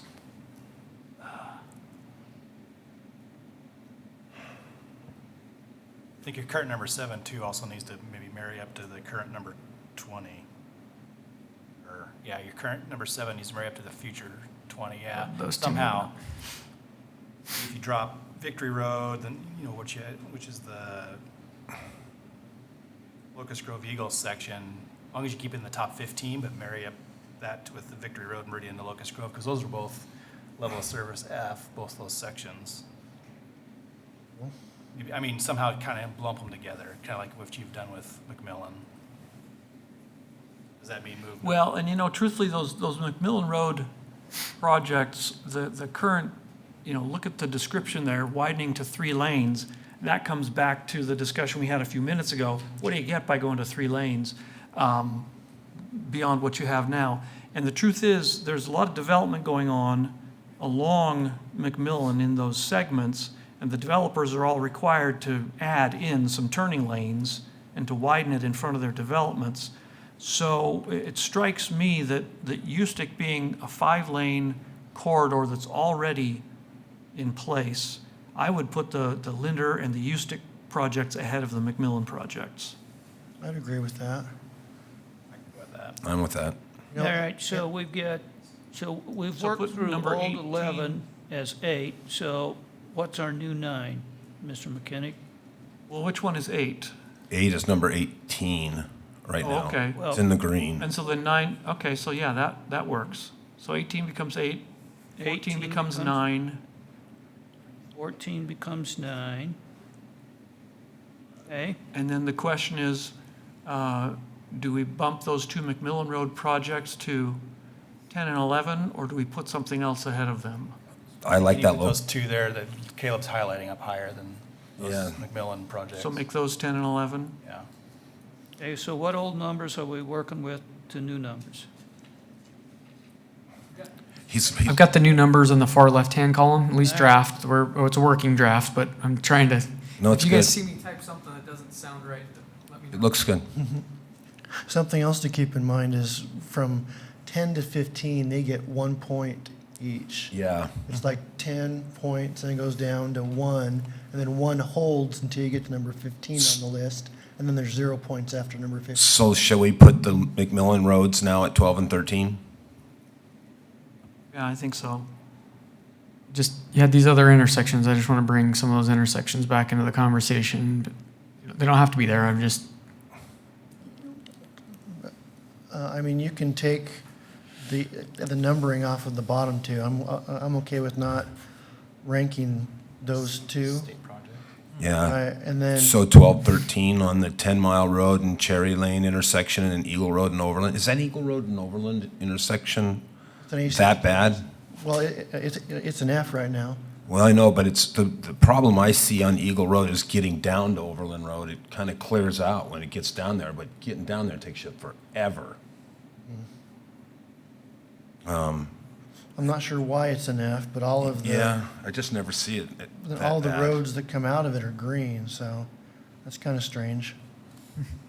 It's a state mess. I think it's because people are turning. Because they got two going across the deck, one right turn lane, one left turn. Well, and that 10-mile and Cherry Lane intersection, I think is also one of those you had down there at the bottom. I mean, it's a busy intersection. Well, and it backs up if you're going in the evening and you're going northbound. I mean, it backs down from Cherry. Basically all the way to the freeway. Yeah, essentially, yeah, it's a big mess. But it's It's a big intersection too there. It's a 5-lane, you've got a 5-lane section on both of That the are big. all legs, roadways. all legs. Right. And you've got, are there double left turns or just No, singles single. there? Singles. Okay. I mean, I would at least move up the 10 mile and Cherry up to the, wherever we're moving these intersections to. So, we're at what, 12 and 13? I think so. Caleb, is that where we left off? I lost track. We left those McMillan Road projects I haven't too. actually done McMillan yet, so I think we're at 10. I mean, we have a 10 and 11, but I don't remember typing that, so I think that's a. No, you typed it. Did I? Okay, yeah, Yes. that's right. So I'm sorry, we're at 12. You're right, we're at 12. So maybe put that Cherry Lane, that 10-mile and that one at 12. 12? Sure. Kind of leave these other three intersections for later. Yeah. Leave them where they are. Only widening Eagle Road, so maybe it'd make sense to put that in 13, that. Move that other intersection up to 13, that Overland and Eagle. Sure. Let's put that at 13 and then go up in 14, 15 on the McMillan roads.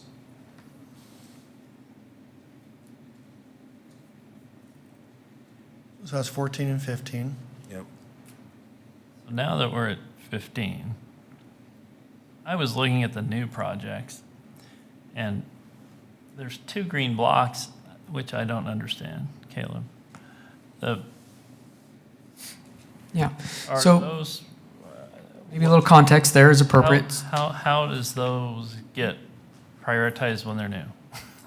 Well, that's up to you. So they could live at the bottom. The green box was just a little bit of context, but again, you don't have to put any weight into that if you don't want to. Just know, Well, And- these others have history. I mean, where does this come from? The mayor's office or? right.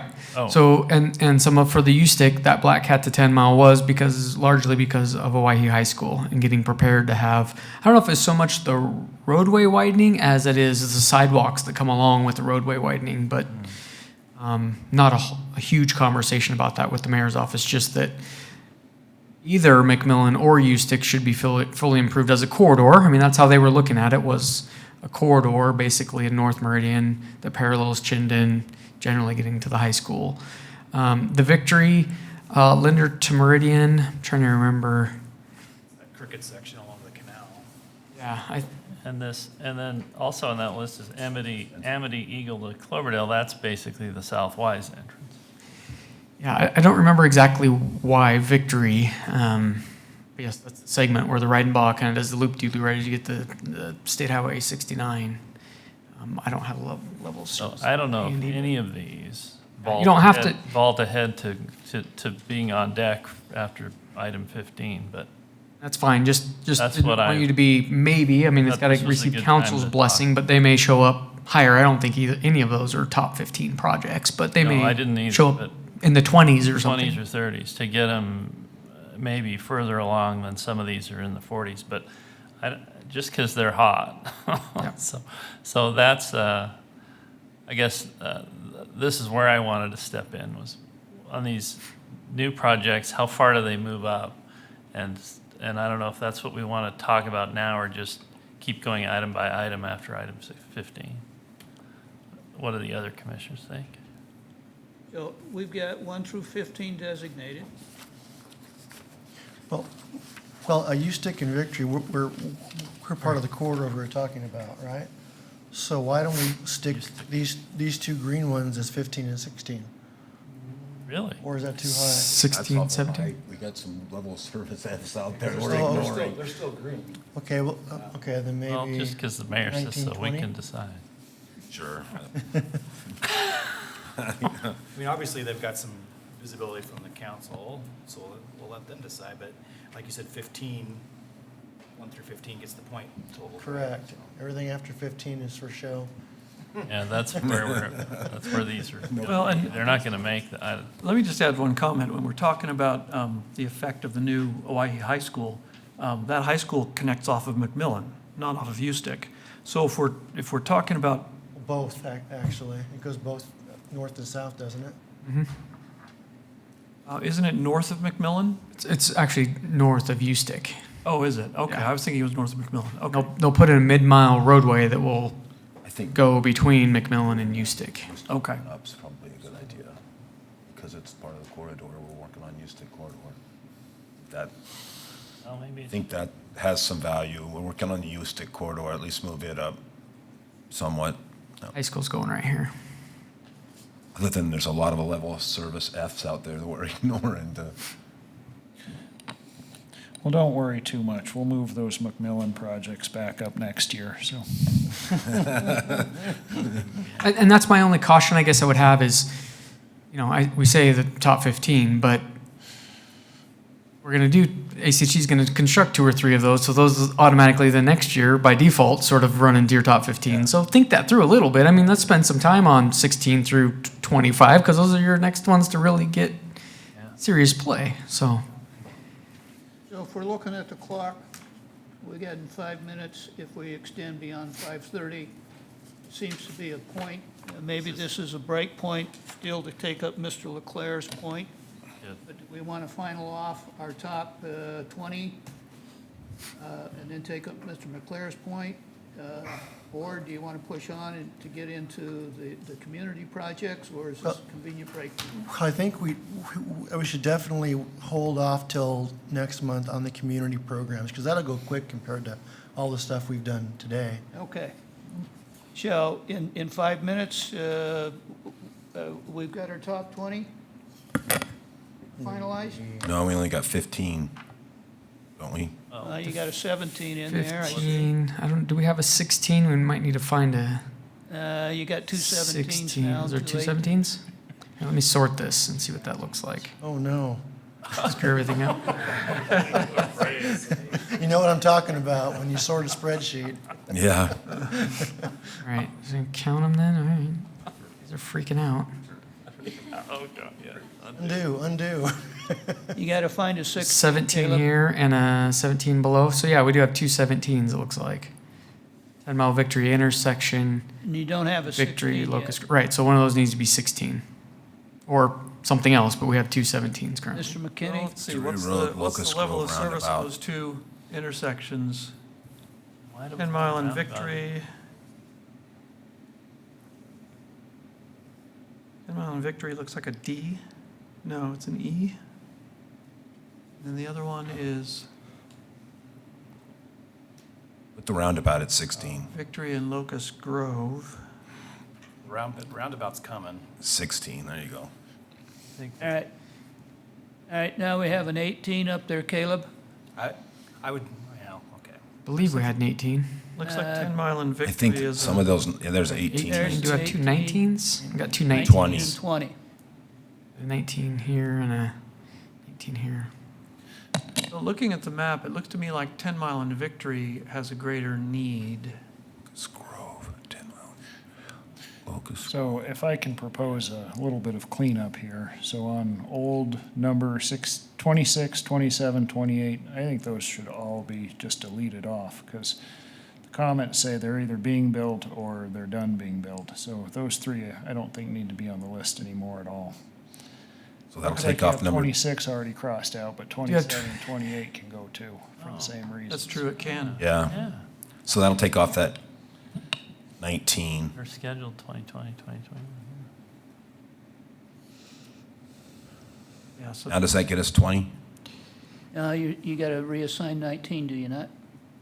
No, I think we have two 19s, but I don't know. We got rid of the 19. Okay, 19, Or 20. two 20s. 20. And then I would assume then everything else, after I'll clean this up later, that one will, That's fine. but everything else then from there below just Go in the order you're in. moves up the order. Yep. I already did those. And Eagle Franklin, did we want to find a different home for that one? Are you okay with wherever that's going to fall out towards the end? 21. So I just put it at 25 or something, 30, somewhere in there? 21, 22, or 21. 20X. I'll make it so it maybe lines up with an Eagle or a Franklin project or something. and those two green ones, you're gonna put those in the 2X, You want to do those up too? You guys don't want to? in the 20s? Sure. Yeah, I think that, groovy. that's a good idea. All right. for those. I'm happy. okay. That's all I count. Mr. Lancaster, our experiment kind of worked. Yeah, I kind of liked it, Mr. Chairman. Thanks All for, The conversation was, so, we got 2 minutes, so we've got the first half of our project, maybe the first 3 quarters. Mr. Hopkins says the community programs will go quicker next month. So, are we good with saying for today's meeting that 5B, we're done for 5B and pick it up next month? Okay? Staff communications, do we want to extend our meeting a few minutes to get staff communications? Mr. Chairman, Yes? I move that we extend the meeting until 5:40 PM. Okay. Lewis, you're going to second that? Second, I'll All in favor, aye? Aye. We got 10 minutes, Mr. Hood. Need two. All right, thank you. So I'll let you essentially read the staff communications information beginning on page 22. The first one is just to let you know, there's a probability anyways, a likelihood that business owner or their council will join us at an upcoming meeting. Had ACHD traffic look at it. We've had our fire marshal look at it. We've had our police department patrol look at it. It's a pretty standard street, but there's some concerns about parking on that street. So just just be aware of that, that there's a little background information for you. The other one I wanted to, and this may warrant discussion, I put it as staff communications because I didn't have enough time on the agenda. But on Northwest 8th Street between Pine and Cherry Lane. So this goes by Meridian Middle School. ACHD is doing a project, and it's not typical in Meridian, but they want to have 10.5-foot travel lanes. So they've asked for a letter from the city in support of that. You can see a cross-section there that I've got on page 24. At the staff level, I've talked with Parks and Public Works and my staff for this segment at least, and it's only about half of that. It's about a half a mile between Pine and Cherry. It's about half of that. So from Camellia, I believe, to Cherry, it would be this cross-section. So it's a little narrower lanes than typical, but you get your bike lane on both sides and the sidewalk. So you'd probably end up losing bike lanes if you don't go with the narrower drive aisle. So just if you have any comments on that, I would take them. But ACHD is seeking basically our blessing because they don't want to do that without some other feedback. So, Mr. Chairman, Yes. I would like to talk about that request, whether now or at the end of staff communications. Well,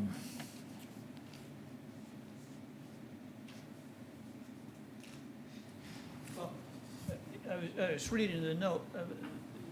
I have a question. So they want to move the street down to 10 lanes? 10.5-foot travel lanes. The center lane would be even narrower, 10 feet. So if you look at that cross section, it's 10-foot travel lane, 10.5-foot travel lanes, and a 10-foot center lane for that section. Okay. And between Cherry and Camilla, I'll zoom in while we can either do that now or at the end. I'm fine with it now if you're ready to. When you so, what businesses any are served in that section? And it's all residential. Okay. In the school, yeah. And so, for residential, they understand that your delivery trucks are 8 foot wide. So 8.5. the UPSs are 96 or 106.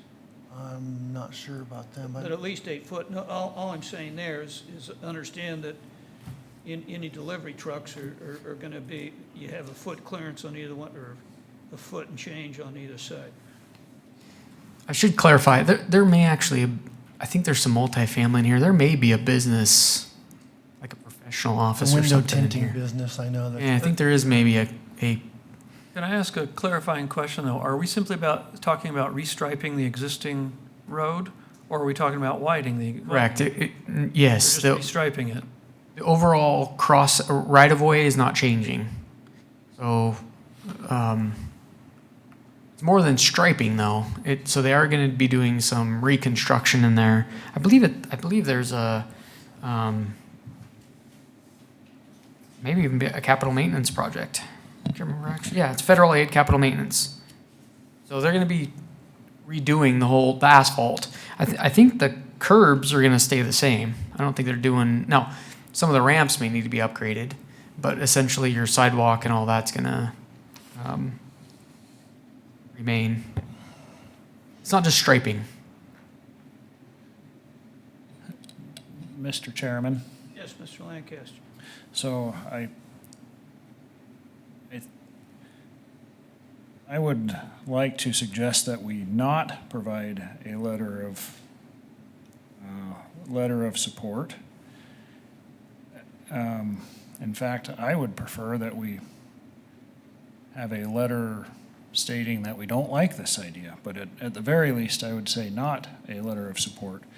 So it was kind of interesting as I was preparing for this meeting, and I was using this ACHD interactive project website tool that Caleb showed us earlier. And there seemed to be a tab that was for bicycle facilities on that website. And I happened to click on that, and it came up with this section of street for bicycle facility, and it said a level 1 facility. And so I said, well, what does that mean? So I looked over here on the left side of this website, And it said, level 1 means low-stress bikeway, a designation for a street with low volumes and speeds where motorists and bicyclists share the same space. Traffic calming and other treatments along the corridor may be used to manage speeds and volumes, creating an environment that is comfortable for a wide range. So it goes on and on and on.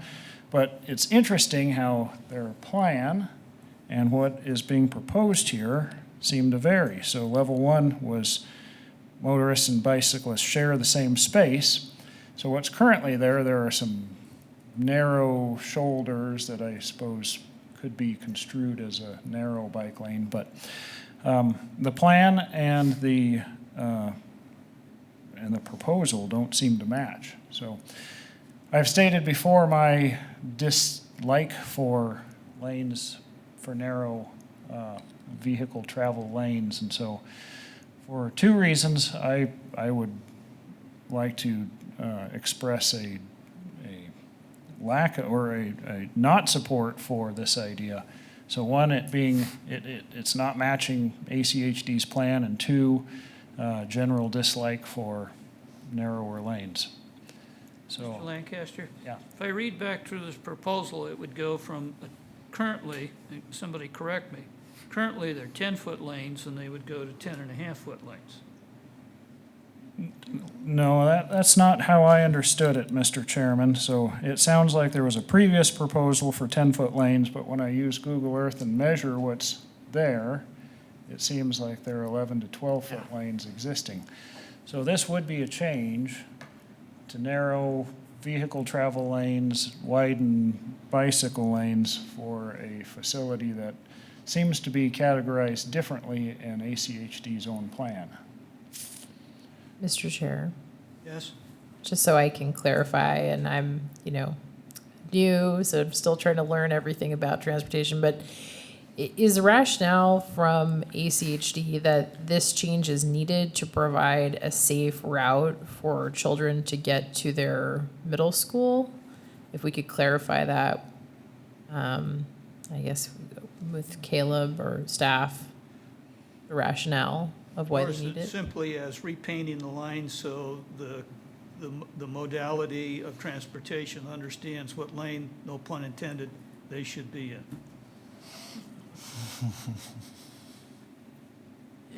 Thank you, that's helpful. And I don't have, again, the genesis for this was just a maintenance project on the roadway, and then they were looking at restriping it post-maintenance project, and that's where they look and they go, yeah, the bike lane is substandard. So getting that to be 5.5 feet. It's even kind of on the shy side of what an ideal bike lane width is, but yes, the middle school is right there. I do know that gets used, like a lot of schools, right? Cars will stand waiting to pick up their kids in the bike lane too. This won't solve that, but I have talked to the administration there at the middle school, and that does happen there. So maybe it is to make maybe some of what factors in is to make the bike lane more usable, so then motorists see that there are actually kids potentially using the bike lane. But I don't think that's what's driving this. It is a maintenance project and trying to still fit essentially the existing cross section in, but making the bike lanes a little bit wider, in favor of the bike lanes being wider, the narrower travel lanes. Mr. Chairman? So, okay, we're going to bump up against our extension. Quickly, Mr. Lewis. I'm in agreement with Mr. Lancaster. I have a dislike for these 10.5-foot through lanes. I'm okay with the 10-foot turn lane, but I would prefer 11-foot through lanes, and I would reduce the bike lanes to 4.5. It's not ideal, but it is allowed. You can go as low as 3.5 if you have a curb and gutter section. But I'm not suggesting that. I'm suggesting that, if they want to have bike lanes and not the shared lane that's in the plan, then you could go 11-foot lanes and a 4.5-foot bike lane. So is there a motion before us? We're just bumping up against the time. Yeah, we are. Mr. Chairman, I move to recommend the cross-section that Commissioner Lewis just stated. there a second? Second. Call for the vote. All in favor? Aye. Any opposed? Okay, so that closes, Mr. Hood, correct me, closes our staff communications. We may have had one last page there on Bird. Okay. Anything else for us, commissioners? Okay, so we've got our future meeting topics lined up. Our next meeting is March 2, 2020. Have I left anything out or missed anything, or do we need to go back in 15 seconds? Okay, is there a motion to adjourn? So moved. Second. Any opposed? All right, see you next month.